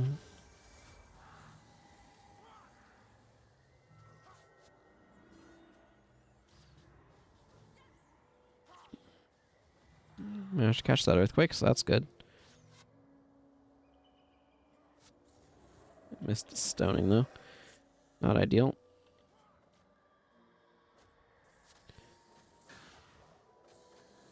Okay, I'm gonna start pressuring this priest.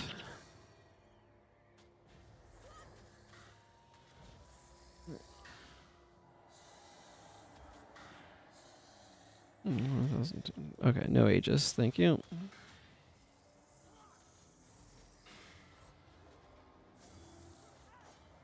I'm gonna start exploiting that.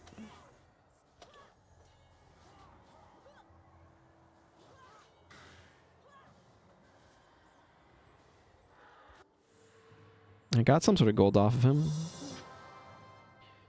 Yay, mission accomplished. Going into the cutscene while blinded is kind of funny though. Oh, nice, 400 gold. Cool. So that means I've done everything I need to be able to ascend. Which I cannot do with these guys, but I can do without them. I'm going to leave my party, and then I'm going to go, this is my guild hall, and offload some of that loot, because that scroll should go to a scroll trader. And I don't exactly have one in town.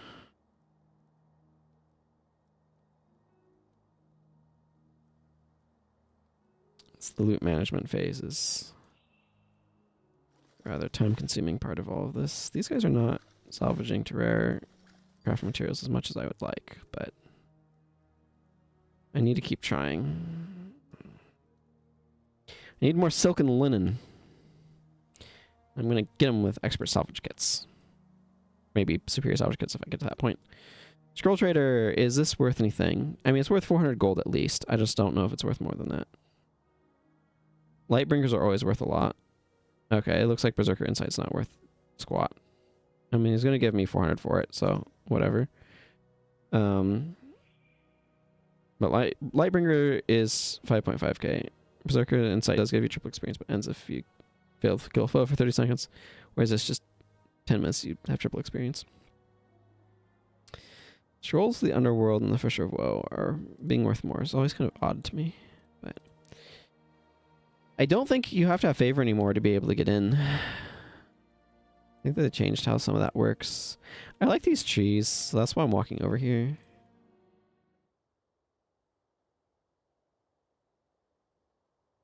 Okay, so the question is, how do I want to approach this particular fight? I think illusion magic would actually be better than domination magic here. And my reasoning is that I can just spam stuff that makes auto-attacking bad while the enemy stands there and auto-attacks. I mean, I guess I could just do that with empathy as well. But whatever, I'm going to completely erase my skill bar and just put on Wandering Eye, Calculated Risk, and Clumsiness. And call that a build. Yep. Sure is a build.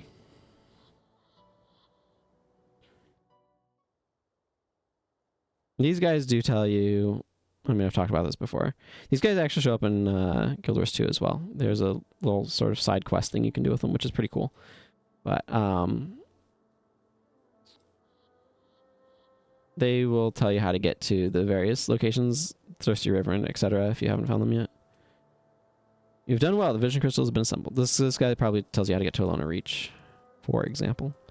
Which I think is like a neat little hint system that people probably wouldn't figure out because they probably wouldn't talk to the priest to be able to go in there. It's still kind of vague directional hints, but it's not like the game doesn't give you anything. Hey, Dead on Stick. Indeed, it is Agri Rock. Thank you very much for the subscription.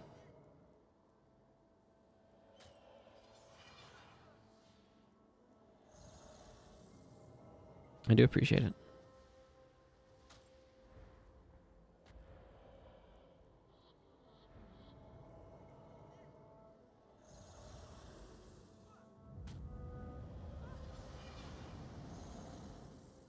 Bonus, defeat the doppelganger in under 10 minutes.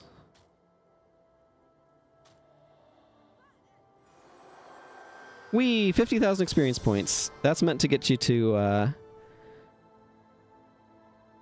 level 20. I wonder if you could beat this at level 1, how much experience it would give you. Reach out and I'm taking hold of my destiny. My destiny is to be a level 20 character. Okay, I want to quickly check something. Okay, I have not done the Zen Daijun 15 attribute point quest. I'm going to go do that now.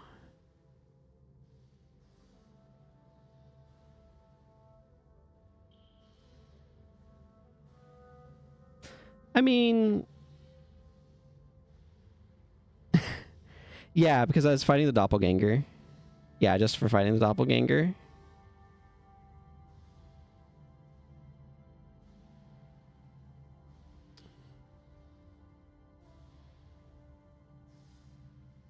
Let's see. What was I running anyway?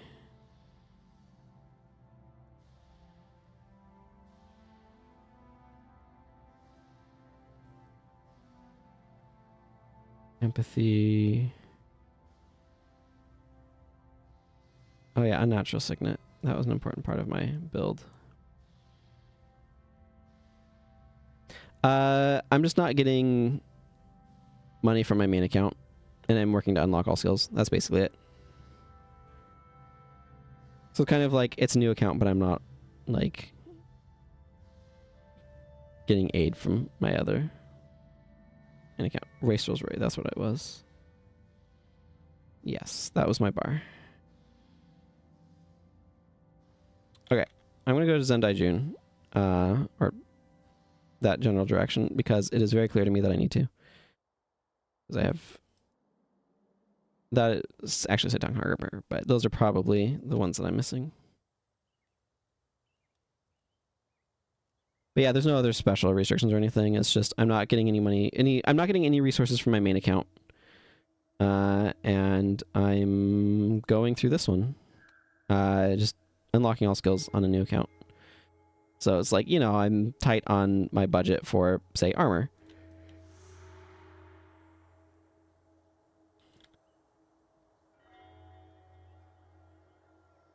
And also, superior domination magic runes are very expensive. That sort of thing. Do I talk to you? Do I want to do anything else before going here? Yeah, I want to change Sakura's bar.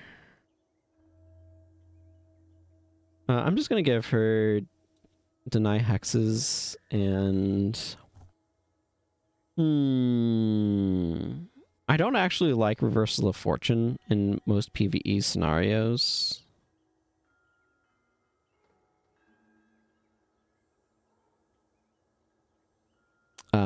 Because it often won't trigger for very much. Yeah, I've been getting more skills. In particular, I've gotten a lot of Monk Elites unlocked, which has been a huge boon. And I got Pious Renewal, which is really good for the Mesmers, and I got some actual elites for Elementalist.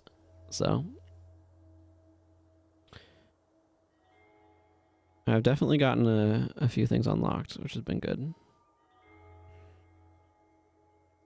What do I even want here? I mean, Gift of Health would probably be the... But I don't really want to split her attributes enough for Gift of Health at level 18. She's missing like 30 attribute points or something, which is a little rough. A little rough. I have Prosper on Milani, and I don't really... Oh, speaking of which, I did want to put Radiant Scythe on Milani over Ermedes. Yeah, I'm going with Shield of Deflection, but Shield of Regen at 15 energy is just so high. I could go secondary Ellie for Glyph of Lesser, but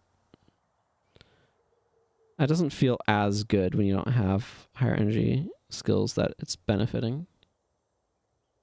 Like, there's a lot of like medium enchantments, like Watchful Spirit I'd put on here, but I just don't have them. I like Divine Boon, but again, like, it's just not good for her energy. Raph is just so bad for her energy too, is part of the problem. I don't feel like running both Guardian and Shield of Deflection. I do have Bip available, but I don't have a Necro on this character yet. I haven't unlocked Elias because I haven't gotten to Consulate Docks.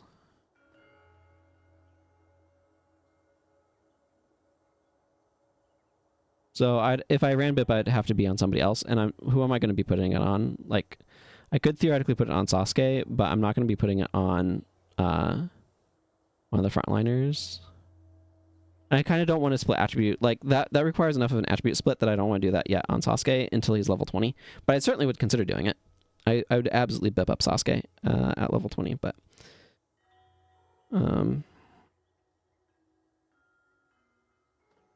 And I have, like, no choices here. Maybe I'll go a little clunky. It's not ideal, but I'll go with this. It gives her something to work with.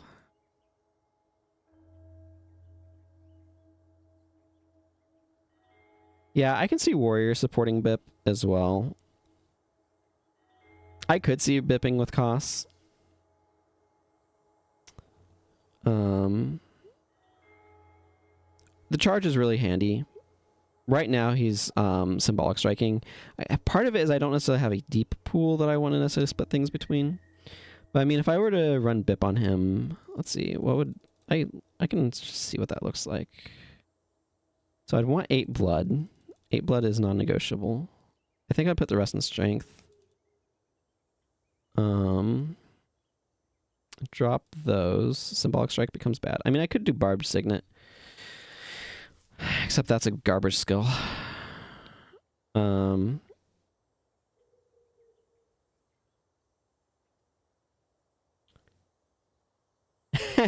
Axe rake and axe twist, eh?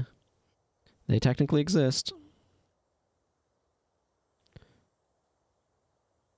I'm just looking to see if I have any skills here that I'd want to use. Not at these attribute levels.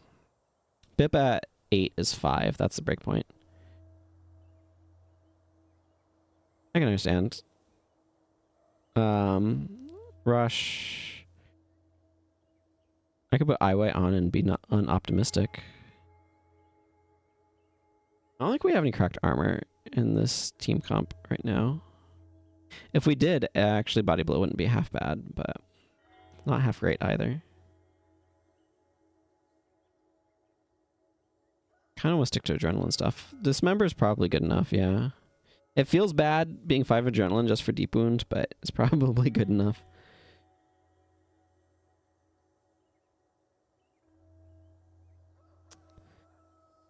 Yeah, the problem with Lion's Comfort is it does disable the res stick for 12 seconds, which is a little dubious. I might just slot Executioners on for the damage and call that a day. If I had the other one, I'd run in Penetrating Blows Complement. Man, Axe Rake just has such low bonus damage. Also, I don't know why this isn't written as plus 16. It's kind of weird to me. I don't know how smart they are about using those. Probably okay. The AI in this game is always kind of spotty feeling to me, though. Yeah, I'll just stick with executioners. This is probably fine. We'll see how that plays. Okay. We do have business in Zendaijin.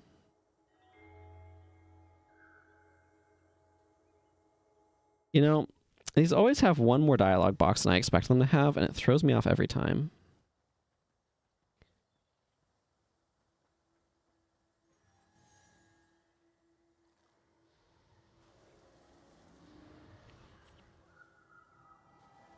Well, the good news is we should be a little bit strong for this area.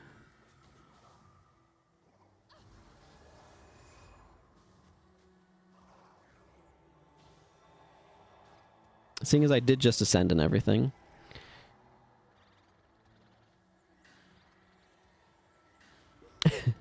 Yeah, okay, they're like level 12.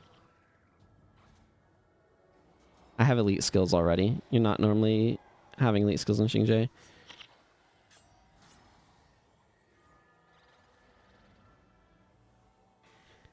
Okay, Acolyte Sasuke is absolutely giving these guys the business end of business.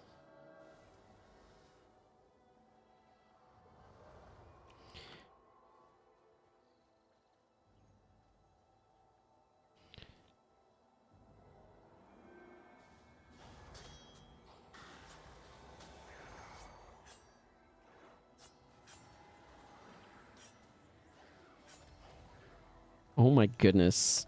I've gotten too used to like the Crystal Desert being absolutely brutal to us. And so the way that we're kind of just walking through these guys is throwing me off.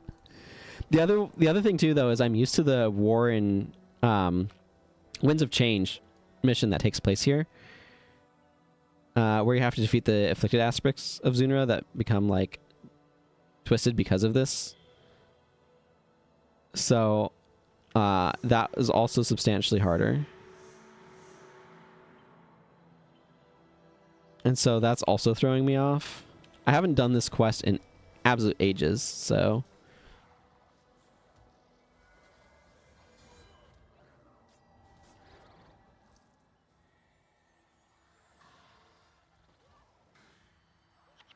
I'm pretty sure Sasuke's having an absolute field day here with these guys.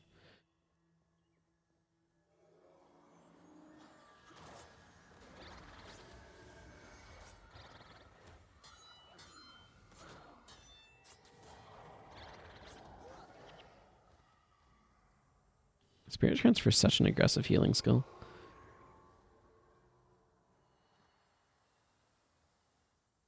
Yeah, well his attack rating scales with his level, right? So he's way out of line for what they expect here.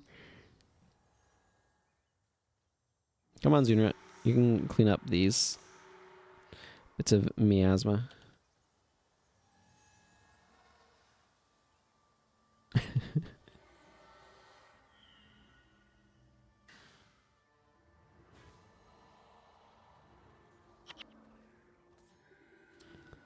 Man, what a weird contrast this feels compared to what I have been doing.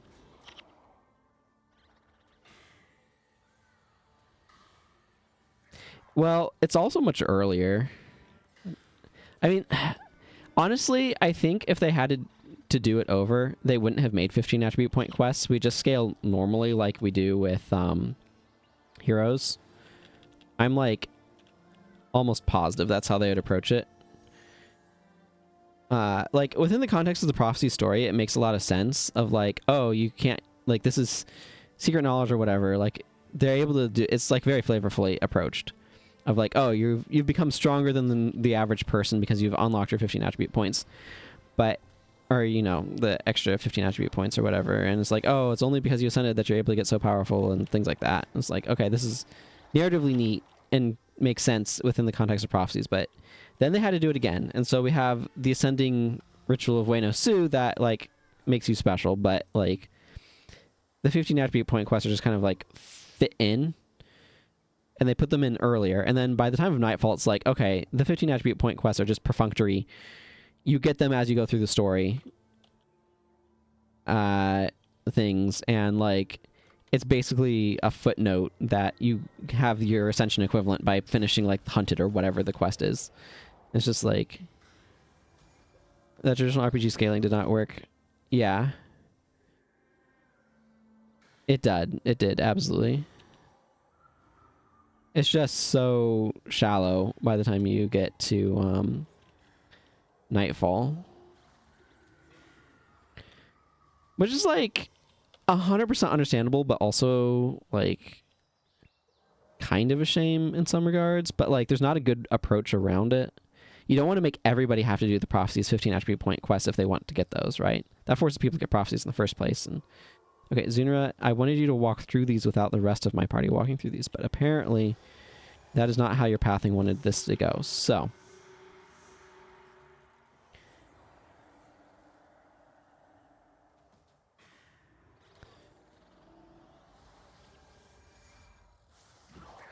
yeah, no. Factions, they just wanted to rush. Like, by the time Factions came out, they kind of figured out what it meant to be a campaign. Because, like, they've talked about, they made Prophecies, and then basically they did have a period of, like, okay, we've done this thing, now what? Right?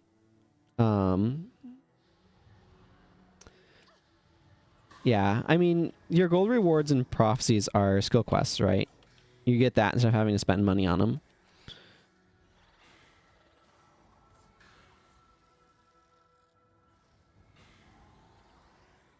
And that actually saves you a lot of cash in Prophecies that's invisible. Because it's money you don't have to spend. That's a really good question. I don't know. I don't know if it stacks with fast casting or not.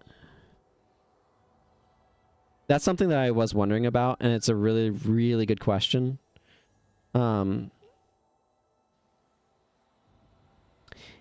It does affect non-Mesmer spells, which would be relevant if I was running any. But I haven't done any testing to see if it's having any provable effects here right now. It's just literally the only Mesmer elite this character has at the moment, so might as well run it, and the off chance it does do something. But I had that thought as well.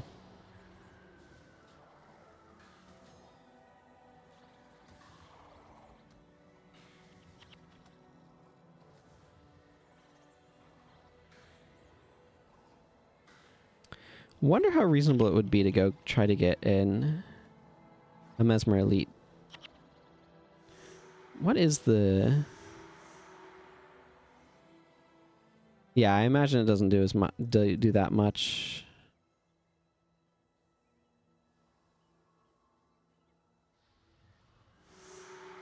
Come on, Xenia. Let's have you walk through this goop of awful.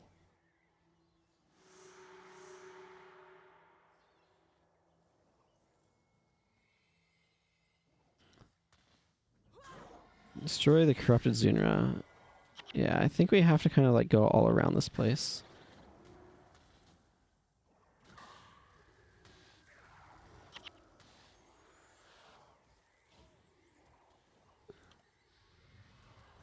So they basically both apply. I kind of figured it did more than nothing, but...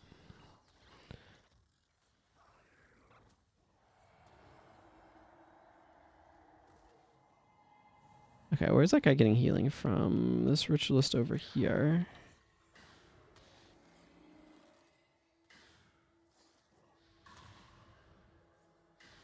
I have to go ring a bell.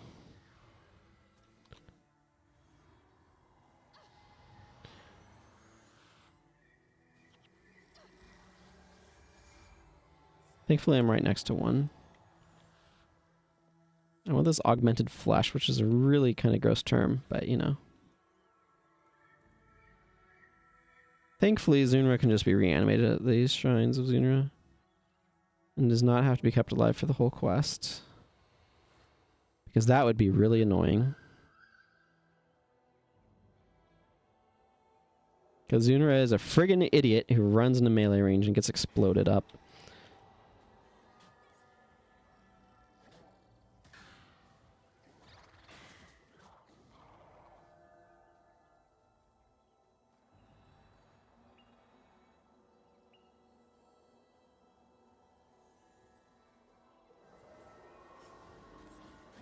Okay, I do have permanent uptime with it now, which is very exciting.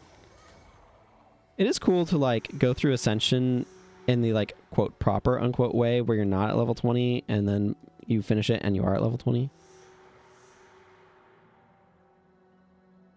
I don't know why I just rang that bell again, but I guess I felt like it.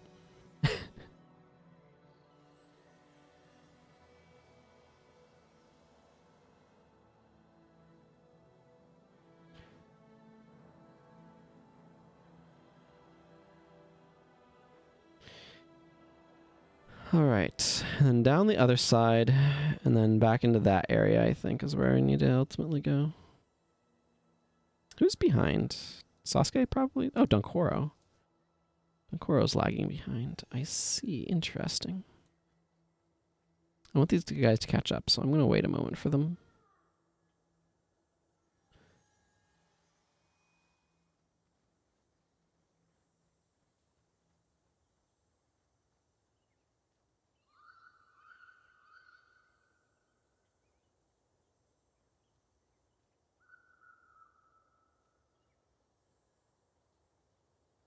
Gotta go in a got you cave.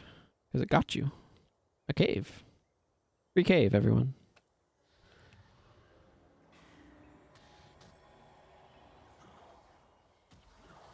This warrior's about to do something really dumb. It's called attacking with empathy on and frenzied. Yeah. I did not communicate that properly at all, and I think I accidentally hit the wrong button.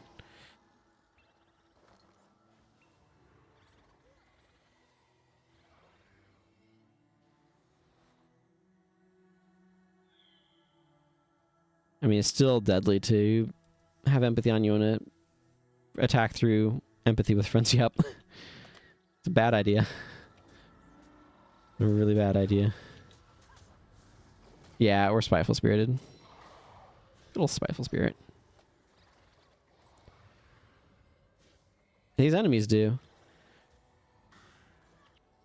But that's true. I actually was using frenzy on ranger because I didn't have like any other skills. I picked up the strength bow and I want to see how flail ranger works.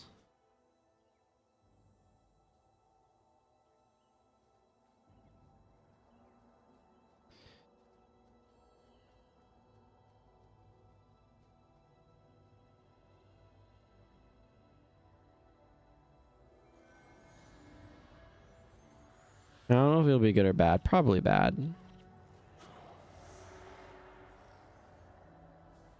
But like, it might be okay, which would be neat. Because you don't care about snaring yourself with a ranged weapon anywhere near as much as you do with a melee one. Okay, we've got more purple mists to walk you through, Zunra. I think I should be able to get to Drox today. I have to wrap up in like 50 minutes. Because then that's when I'm going to be taking a walk and stuff.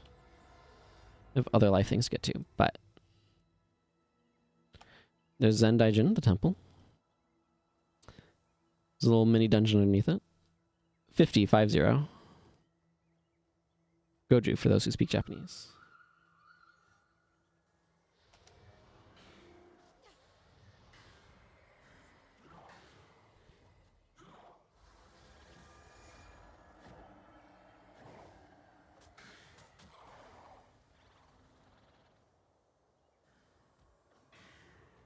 Yeah, 4 p.m. my time, basically, is when I need to be done by. And it is currently 3:06 p.m.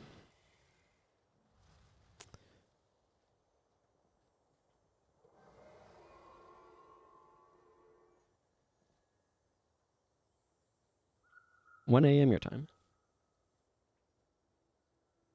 But I assume that's Saturday morning. Yeah, welcome back, Copper Corky.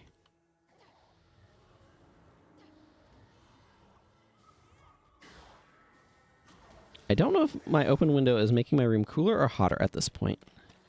We are reaching that turning point in the year. I'm definitely feeling like I'm overheating. A wee bit, though.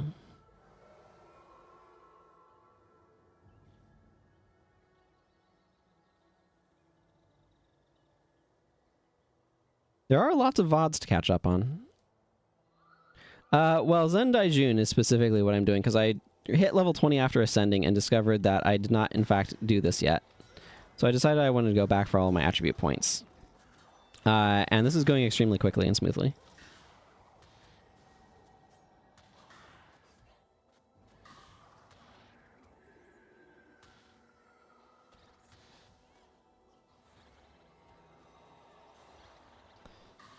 And I expect getting the 30... Was it 30 or 40,000? Is some ludicrous amount of experience points. 40,000 experience points will also dramatically improve the progress my heroes are making towards level 20 as well, which will be good. Because they need their attribute points and armor and HP too. I'm trying to not like get outside help on this particular run, but I appreciate the sentiment.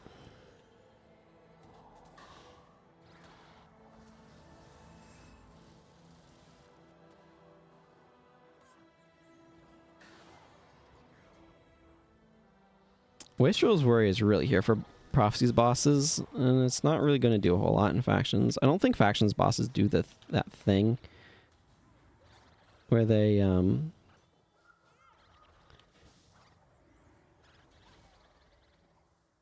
make stuff end on themselves more quickly.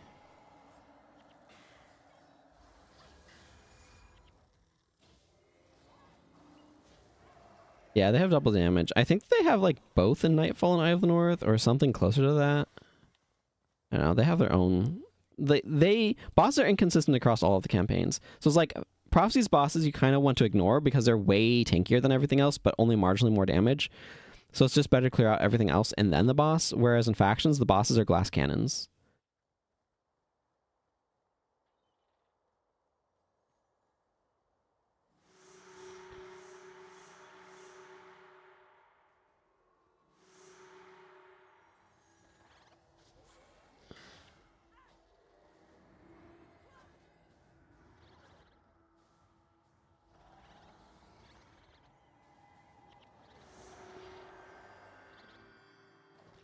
There you go, Zunra. Oh, I can get the quest reward from you right here. That's neat. We've done it. We've taken Zendai Jun. Thank you for helping me to rid the sacred valley of evil and disease. Blessings be upon you always. Thank you for my 15 attribute points. Ooh, yeah, that was a bunch of levels. You've grown to severely dislike EOTN. Yeah, this is not that. Right? Because, like, I was thinking about this being... Like, the 15 attribute point quest gives me vibes of... I can just warp back to Tyria. Gives me vibes of the...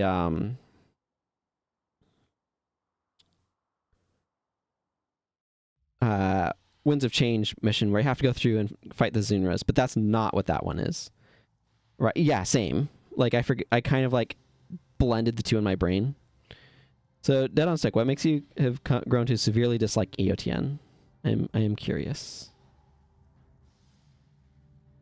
What do I want to invest in here? I actually kind of like the idea of one more point of blood magic, just because that makes them more resilient to weakness. Yeah, the Winds of Change mission. Absolutely. I haven't finished factions on anybody yet, though, so that can't be it. But I totally get where you're coming from.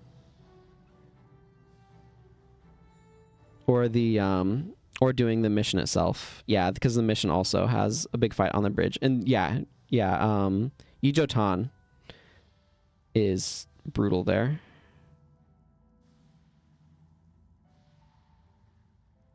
Okay, I want probably drop Wastrel's Worry for Signet of Capture. I'll put a few points in Inspiration Magic, but I don't care that much, so...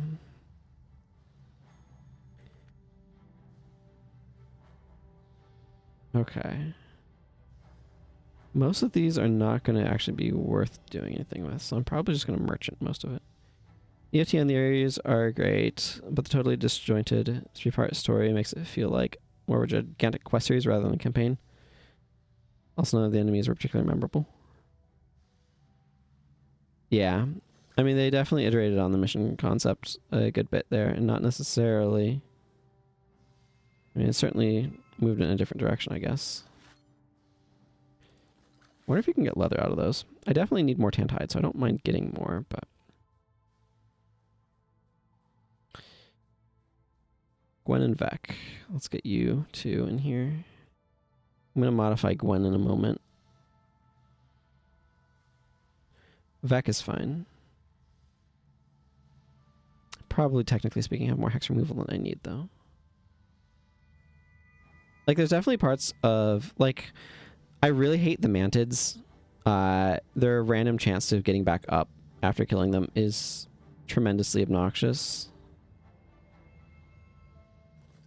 How much am I getting out of that? 3? Eh. So, like, I would like the Char Homelands, because I think fighting the Char on the Char Homelands is cool, but the mantids are just so annoying that I dislike playing in those areas because of them.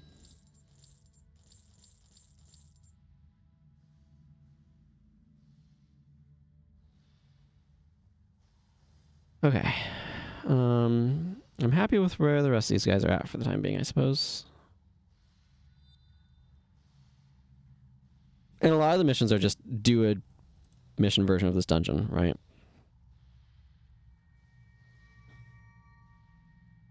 Okay, I'm going to drop power return on her. I mean, I could just throw on crippling anguish. Thank you for giving a sub, Dead on Stick. I do appreciate it.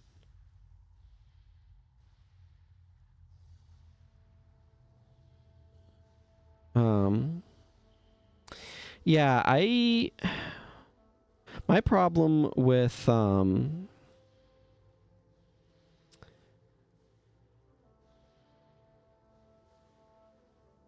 let's see. I don't necessarily mind them experimenting with contributing or like experimenting with how quest structure can work.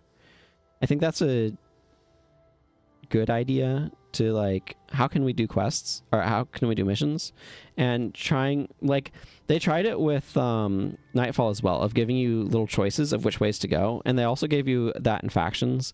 I think one of the problems with doing that sort of choice-based thing, and they did it like, so there's different ways that can create problems. In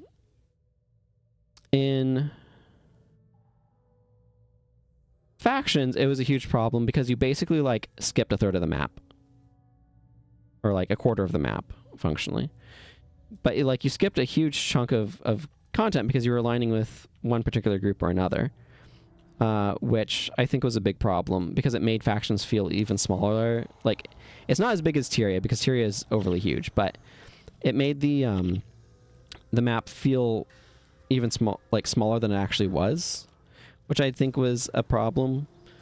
And then, so like that division, I don't think worked super well. But I mean, I would want Factions to be done a lot differently anyway.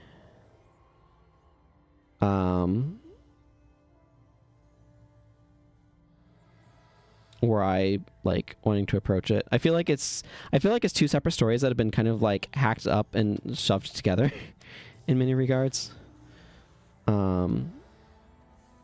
I could have easily interrupted that Orison of Healing, but it didn't matter.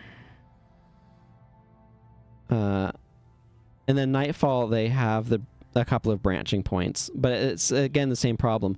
If you're branching but having the player skip it, then like you are encouraging people to miss out on content in some regards. I mean, it's good for multiple playthroughs, right? But like, which obviously the game encourages, but, and so it's less like Factions encourages always picking the same path because of the way the faction works and the way they try to align you with your account and everything.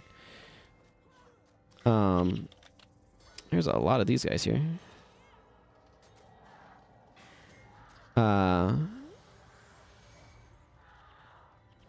It feels sort of the opposite about factions. I feel like the factions are made to be a huge deal in marketing, but end up being nothing more than 2 missions in a campaign. Yeah, that's the thing. That's the thing, is I feel like so much of the story is about the factions in like, or so much of the meta outside of the main story is about the factions, and there's the little bits in the story that are building them up. I want to actually like progress this and not just talk, but so it's like we build up. It's important to get Victor and Archimedes, except it's not. It's important to talk to Vizu about how to defeat Shido, except it's not. That doesn't make any sense. Like, so much of one of my biggest problems with the faction story is they're making leaps of logic that don't make any sense. Like, why are they thinking that way? Because it's like, why would the people who defeat him originally have any more magical power against him than we do now? Like, they didn't have anything special going for them originally, so there's literally nothing. That just never made any sense to me. And then when we finally defeat him in the end, it's not with those items in the first place. Yeah. Pretty much. Like, really, the main thing was he completed the ritual. Like, we basically failed to stop him as an envoy. And so he completes the ritual. And then we're able to defeat him because he becomes mortal again. That's really what happens there, right? And so we utterly, like, we try a bunch of things to try to defeat Envoy Shido. It utterly fails. He completes his ritual to become mortal again for reasons that are not well explained. What his motivations that way are. And, like, his betrayal of the Emperor makes sense, but then his trying to become mortal again is, like, his character motivations there are not well explored. As I recall. I am just empathying things and not paying much attention. But, so, like, we just literally beat him just because he becomes mortal again, and then we kill him. And then some people come in to make sure he doesn't Jade Wind again. Because for some reason, he's able to Jade Wind again, even though he shouldn't, because the Jade Wind was about the power released from... that he absorbed from the ritual after killing the Emperor during the harvest ceremony. I thought... No, like, and Kaineng is cool, but, like... and that's the thing, is, like...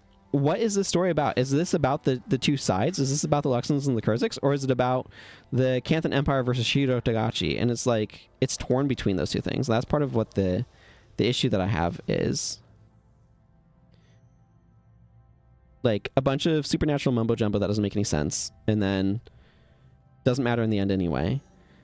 And then, like, Empire versus Shido versus, like, is it the Luxons and Kurziks that are fighting? Yeah, and that's the thing, is factions felt rushed, despite the fact that it was kind of like, it took them a year to come out when they went to release things every 6 months from what they said in the marketing, but I don't know. Nightfall definitely had too much desert feel. I wish it had, like, Easton I love. Easton has a really good biome variety within itself. But then you get to Korna and Vabi both are too similar to each other and too samey within themselves. In my opinion. I think... I don't know. But yeah, EOTN was like, we want to give the player a choice in which order they do things, but the problem is you can't build any sort of narrative over how the different parts went. I mean, they feel different, but they feel different in the way that different parts of Kaineng feel different.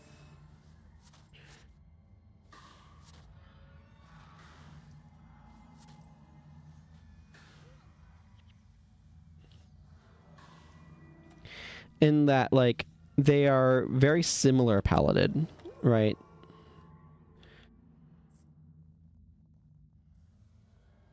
I mean, yeah, they're not the same, but, like... But what I mean by that is, like, if you look at Kaineng, they're very similar. Ooh, wall of text. One moment. You appreciate the variety and experimentation, so you don't hate them for it. Yeah, I agree. I like that Arena is willing to experiment with things and try different ideas to see what works. We agree the choose-your-own-adventure style is fun and cute, but factions let you choose, then made you change a lot to do the other half. half or quarter of the story. Nightfall had lots of choices, but they felt more so for just extending the length of the campaign, not for anything significant. Yeah, I feel like, again, they wanted to give you like choices about which kind of path you were taking, and because I think what ArenaNet likes is they're looking at games like Mass Effect that give the player choices about how the story proceeds, and they want to do something like that, but that's not a good fit for MMOs.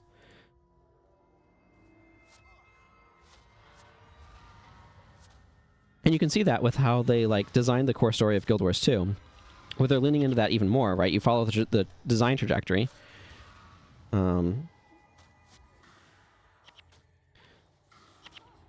Oh my goodness, I really would prefer not to have days on me.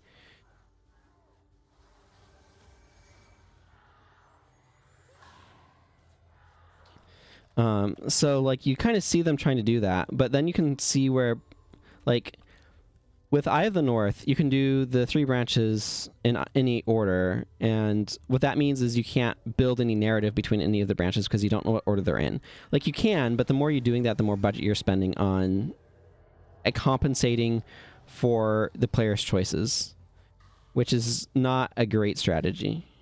I do like this liner's resilience in theory, but in practice, not as much. I need to remember to not just walk past the Mesmer boss. Okay, which is what we're basically to now. Remember to not try to hex these guys. It goes poorly. It's like I need to focus on gameplay all of a sudden, and that's going to make it harder to talk about my points. But like, so you have that difficulty where you can't actually build on what they're doing, right? So each is its own contained bubble.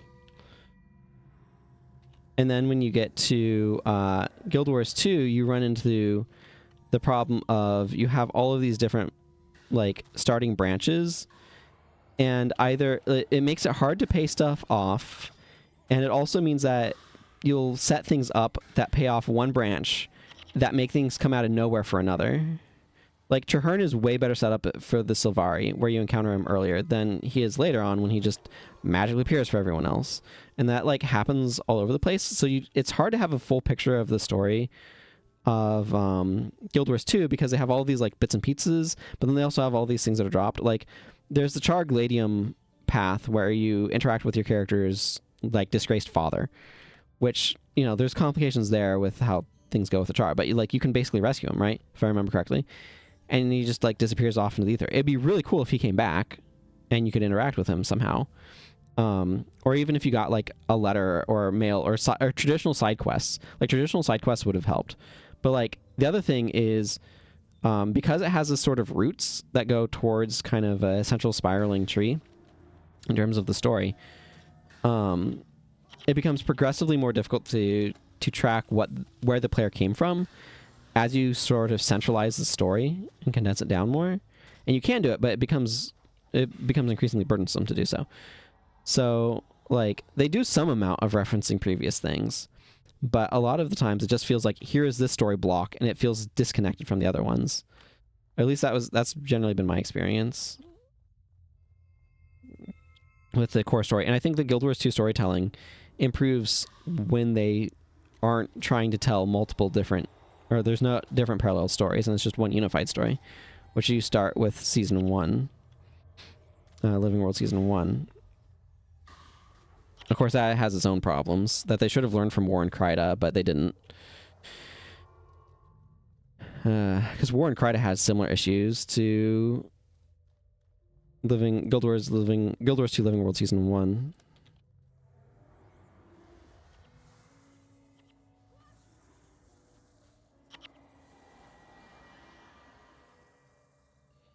Where they like iteratively release stuff and then they kind of had to stitch it back together. But it's easy to do that in Guild Wars 1. Being 100% honest, it's probably just a you thing or a very small amount of people, but the whole no actual cutscenes thing made it extremely hard to care about the story. For the later stuff with Guild Wars 2,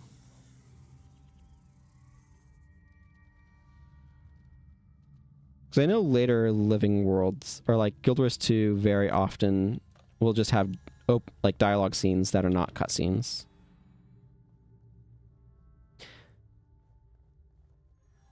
Or where you're still in control of your character. That's not a problem for me personally, but I'm sure there are other people who like wish there were more cutscenes. I actually kind of like the side-by-side cutscene thing that they did in Core.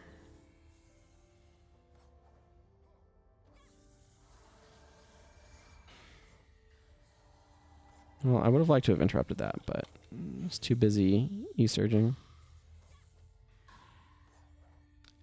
I think my party has been standing in... Okay, somebody give Koss some health, please.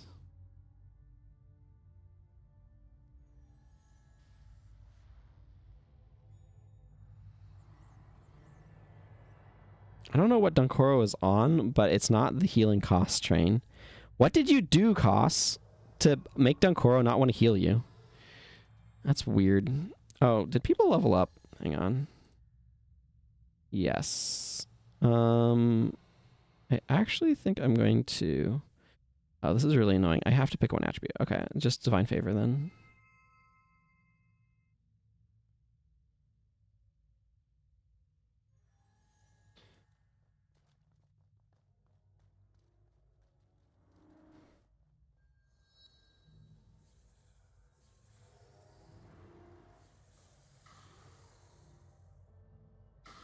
Minor Fire Magic? No, you saw Elemental Attunement, raising his Fire Magic by 2. He doesn't have any runes on.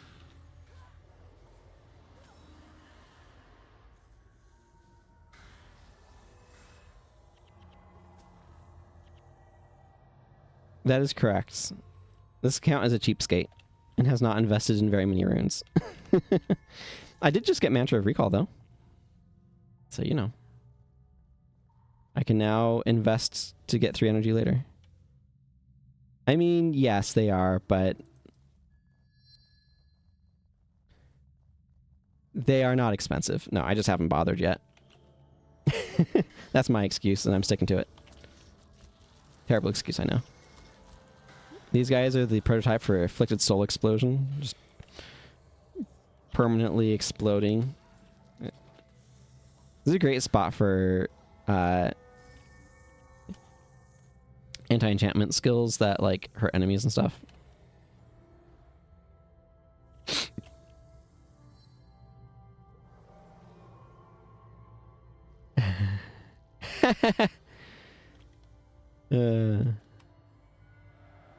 I'll make sure to rune him up when I get to Drox. Part of it too is he's low level, so I didn't want him to take a bunch of, or to have a bunch of lower health.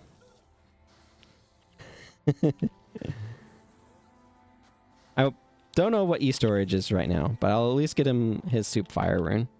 And Vec probably needs his Soup Air. Yeah, Vec needs the Soup Air, so I'll get them their Soup runes when I get to Drox. I will not get my Superior Domination Magic rune for this character, however, on account of it being 23 plat. Nah, I just use regular minor energy storage on something. If I were to be putting a minor on. Or if I were to be putting energy storage on.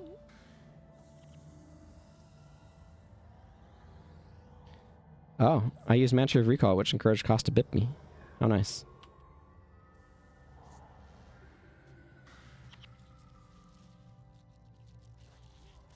That's true. You will dramatically decrease the damage you take by using Armor of Earth or Kinetic Armor. Caps Lock was on. I just looked down and saw Caps Lock was on, and I'm like, what is this nonsense?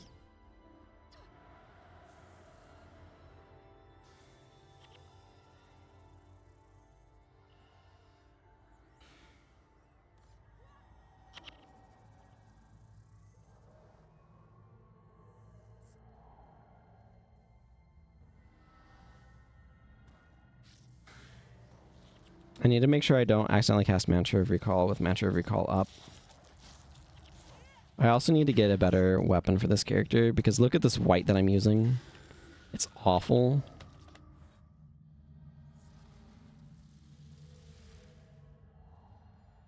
Yeah, this is a really cool, unique mission.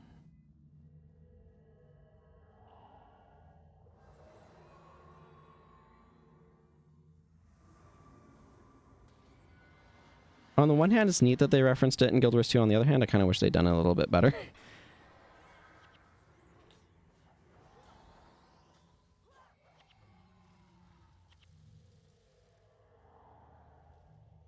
Man, Gun's balance is such a mediocre skill.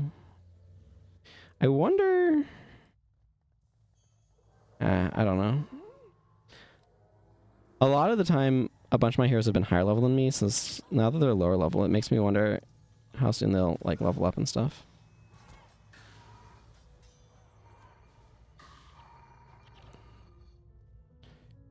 Caught up on some GWP story progressions recently. Sort of disappointed. I've been enjoying what they've been doing with the recent expansion packs. It definitely has a really weird pacing, though. Because they release them in 4 installments. The larger initial installment and then 3 smaller installments later. Yes, he is a demon. And apparently the Masat come from the same place as Kanaksai. They were neighbors at one point. Or something.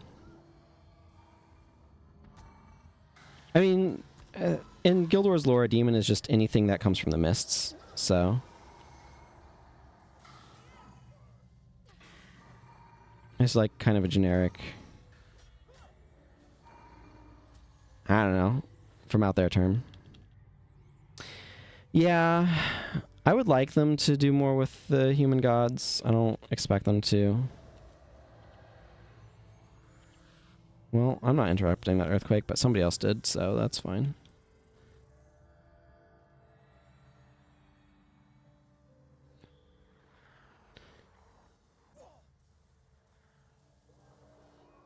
I don't necessarily mind what they did with Balthazar. As far as I'm concerned, that's Avenia's curse coming true.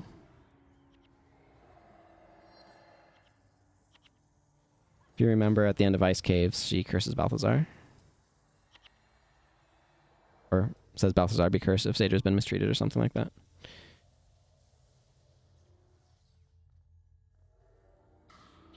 I think the biggest problem that I have with the human gods is that we haven't really dug into them in greater detail. Like, what are their domains? Why do they need to have people in charge of them? What did they do? Why did they come to Tyria? Like, there's a lot of questions there that are kind of long-standing. Like, I'm more interested in seeing them do stuff in Raisu Palace for an X-Pack, but I would like them to dig into the human gods more and just, like, more of the outside of Tyria stuff that they've kind of, like, definitely been dabbling in lately.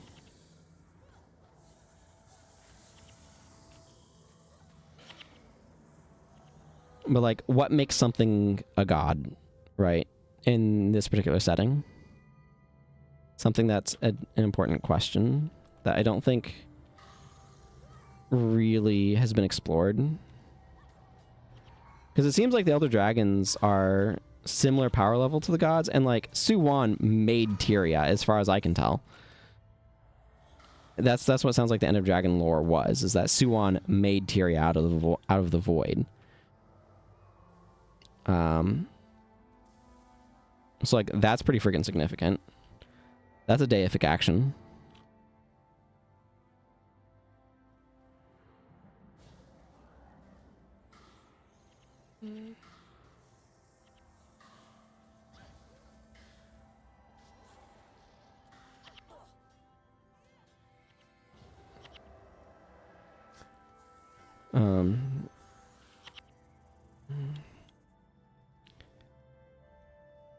Yeah.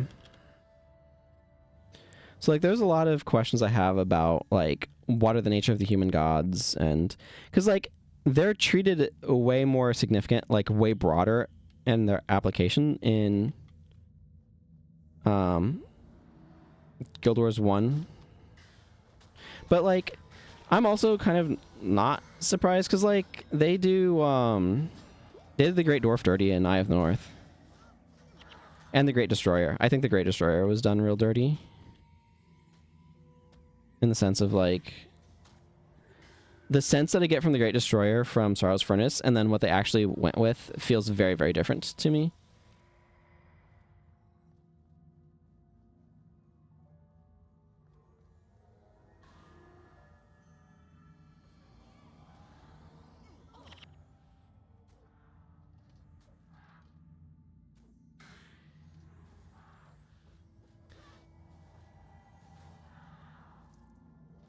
I mean, ArenaNet is... They retcon a lot of stuff.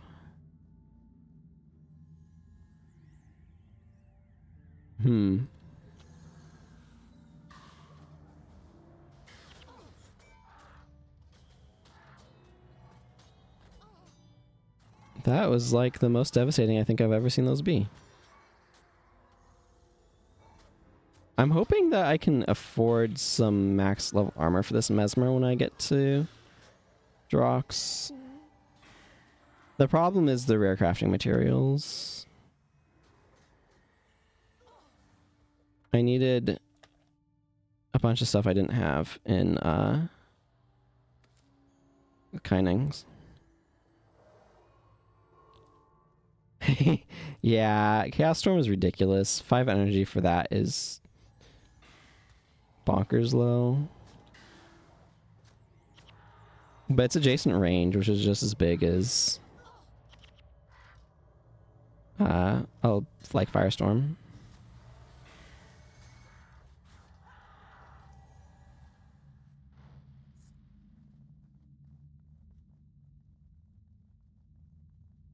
Breath of Fire has a short recharge though.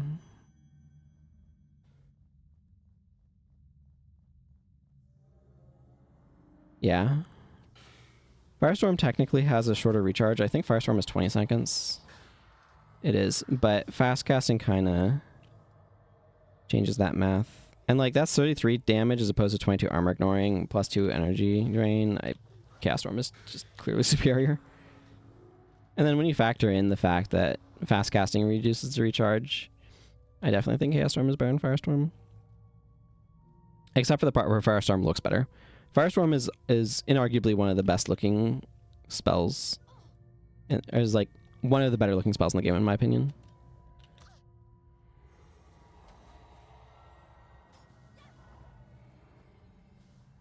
But I think a lot of the skill effects in Guild Wars 1 are a little too understated. Or sometimes they're just non-existent. Yeah, Savannah Heat is super confusing because it's like combining multiple skill effects on top of each other. You did not see my eye roll there as we knocked down. I was on my way to pick up those scales. But yeah, Savannah Heat being the like Searing Heat plus Firestorm visual effect is like, okay, you stack several of these visual effects on top of each other. But if I'm being blunt, I feel like... Okay, I don't feel like watching that cutscene. I feel like a lot of... even Guild Wars 2 spell effects are lacking oomph. And I don't know how much that's VFX versus... Hello. Trying to irons here. I don't know how much that is VFX versus SFX, right? Because sound is actually really important for making things feel oomphy as well. But there's definitely, like, something lacking in a lot of their effects. And then sometimes the things are just lacking in effects. Like, Symbol of Wrath has the most, like, amazing icon. Do I have it unlocked? Yeah. Like, look how amazing this icon is, right? Like it is a super cool icon. You know, if I go to big grid, it's like friggin' space lasers, right? And then you actually use it and there's literally no visual effect whatsoever. Oh yeah, I mean that's the problem, right? Is any Zergs in Guild Wars 2 become absolute white noise or just visual noise, and it's already a problem, right? So it's not like you can get around that fact, but like...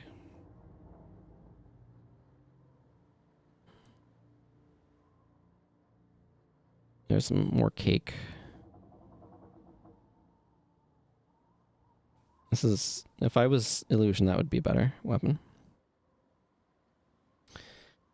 Um,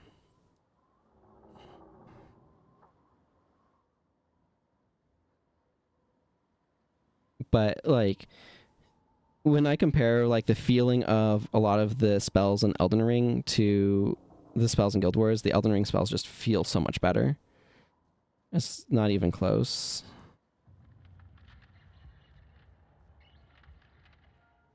Yeah, that's the thing. So it's like I want them to feel more oomphy because it would feel better to use, but like ArenaNet, and I think that there's good reason for this, prioritizes the usability of their skills over the oomph of their skills. And so they lack anticipation a lot of the time because they want them to come out more effectively.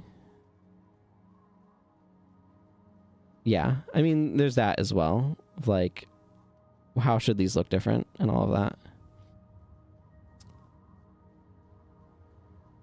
Okay. Let me sell off this junk I don't need. And then I owe you 2 runes. Superior air magic. Superior fire magic. What's minor? Yep, they're not getting minor energy storage though. I'm too much of a cheapskate for that. Okay, Sasuke, you get your fire magic rune. And Vec, you get your air magic rune. Yeah, Rygor's invocation is... Yeah, and that's the thing, is a lot of the skill effects are way understated in this game, and it's kind of necessary.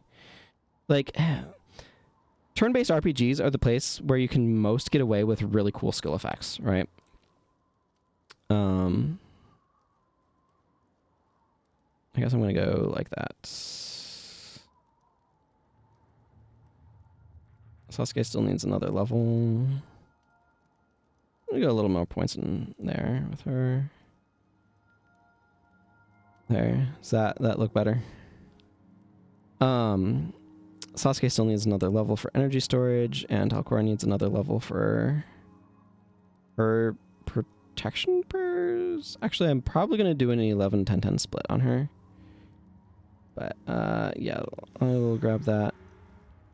Okay. What are your requirements for armors here? Linen. I could get enchanters, which I'm not fond of, but is dust. What is rogue? Rogue is leather squares, which I don't have enough of. I don't really want the Tyrian or the performers, and they require silk, which I don't have quantities of anyway. I like rogue attire. Okay, so I need a total of, what is that, 28? I have 8, so I'd need 20 more. I probably don't have access to Artisan Dave on this character, do I? The answer to that question is no. I should be able to... Okay, let's see. So 20 times 5 is 100. Yeah, it's bonkers. It is absolutely bonkers. Okay, I'm probably going to get this rogue armor because I do like it. And this character has a... I mean, I have a 60 helm, but everything else is 45. And this really weird amalgam of Ascalon and Xingje. So, No, leather squares needs tanned hide in order to be able to craft. That's what I'm talking about.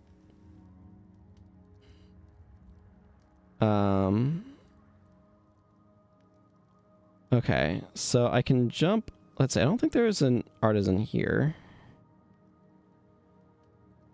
There is one in Kaineng. I think it's easier if I just swap characters, though.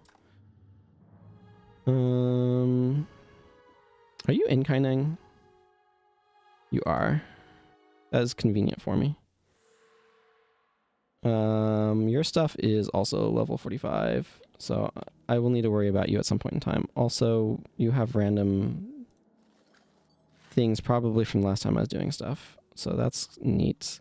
What was even this? Okay, you know what? None of this matters right now. What matters is talking to the Shunlai chest.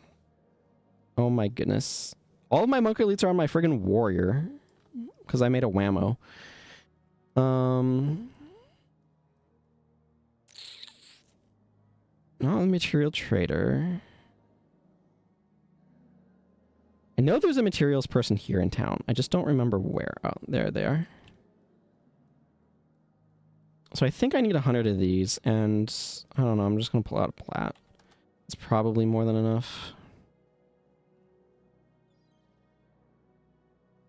Okay, I need 20. Okay, that's exactly enough. Okay, time to go burn more money. Let's drop this cupcake off, though, first. You know, just quickly swapping to a different character in order to be able to get access to my resources. Okay. Rogue armor being one that I actually happen to like is really nice. And it's more affordable to make as well. I don't know if this is the closest Shunlai, but it's where I'm going. So it's the location that I know offhand.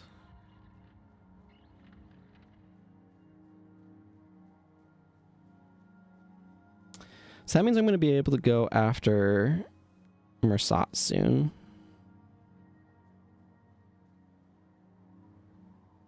Which means I'm going to be able to get Energy Surge soon. I need 4 platinum right now for the armor. I might need to grab more cloth, but I think I have a stack over here. I do. Okay. It was Morgren. Rogue attire, rogue gloves, hose, and yeah, I do need to grab a little bit of this. And footwear. I'm just going to drop this here. Congratulations me, I now have max armor on this character. I'm going to salvage this down because I might as well reclaim the materials from it. Okay, that was actually a good bit of cloth. What was this again? Super motivation and radiant. I probably want to get radiant insignia for her as well. Do I have any lying around? I have some minor vigors, but I don't necessarily want to be using... Oh, I have a super fire magic sitting around in my bank. Neat. I have this major domination. Do I just want to apply that now? Minor illusion.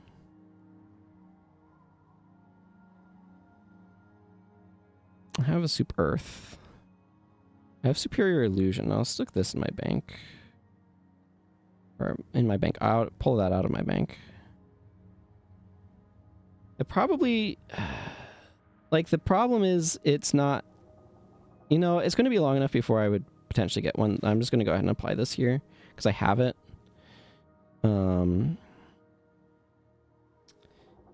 Yeah, that's what we're going to do. A couple of different weapon mods.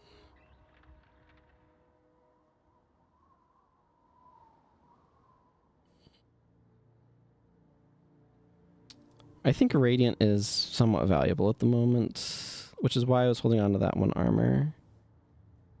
I kind of want to set my character up with those, but they're also kind of pricey. Yeah, Minor Illusion's not worth anything. But I don't think Wanderers is either. No. I might as well put a Minor Illusion rune on. These gloves, I guess. Doesn't really matter. I'm not going to get Minor Fast Casting right now because it's too expensive. I would like Radiant. Radiant's 150 right now. How much is this gold? Okay, so this is worth selling at this point. Minor Motivate... Or Super Motivation's not worth anything. Okay, so if I want Radiant, I need 5 of those. I'm just going to grab a plat. It's less than a plat, but 1, 2, 3, 4, 5. Okay, both of these I'm going to merch, but let's get these upgraded. At least this much.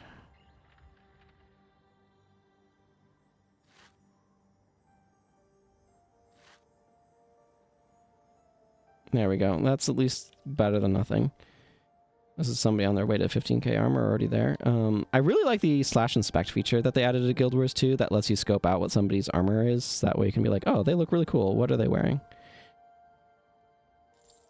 Okay. Well, that depleted the majority of my funds, but that's how that goes. I can stack those again properly. Nice, nice. Okay. Well, that seems like a fairly good stopping point to me for today. I would like to dye this, perhaps, though. Kind of like Mesmer's in purple. How much is purple dye from the dye trader? I would need 2 more vials. Is there a dye trader in this town? Oh, they're there.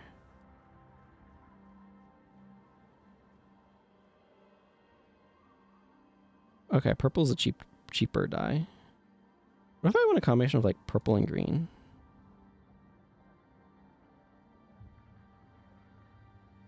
What does green look like on the... Green actually pops better on that shirt.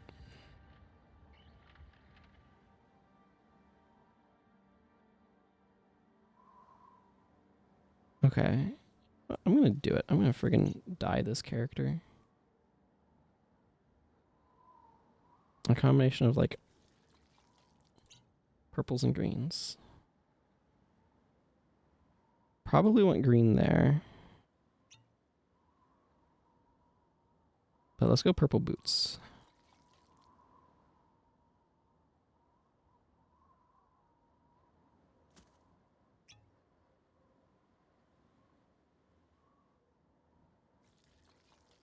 How's purple look on this mask?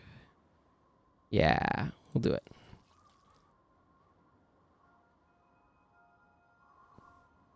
Not gonna do that whole mix, mana guy.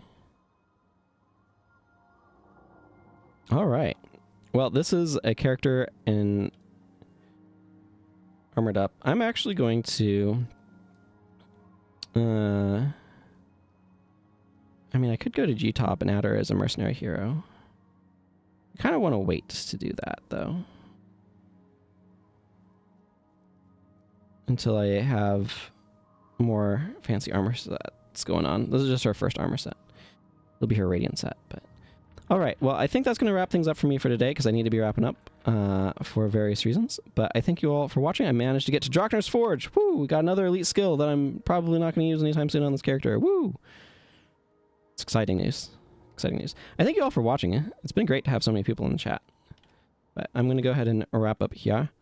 So until next time, everyone, take care. Thank you for watching, and goodbye.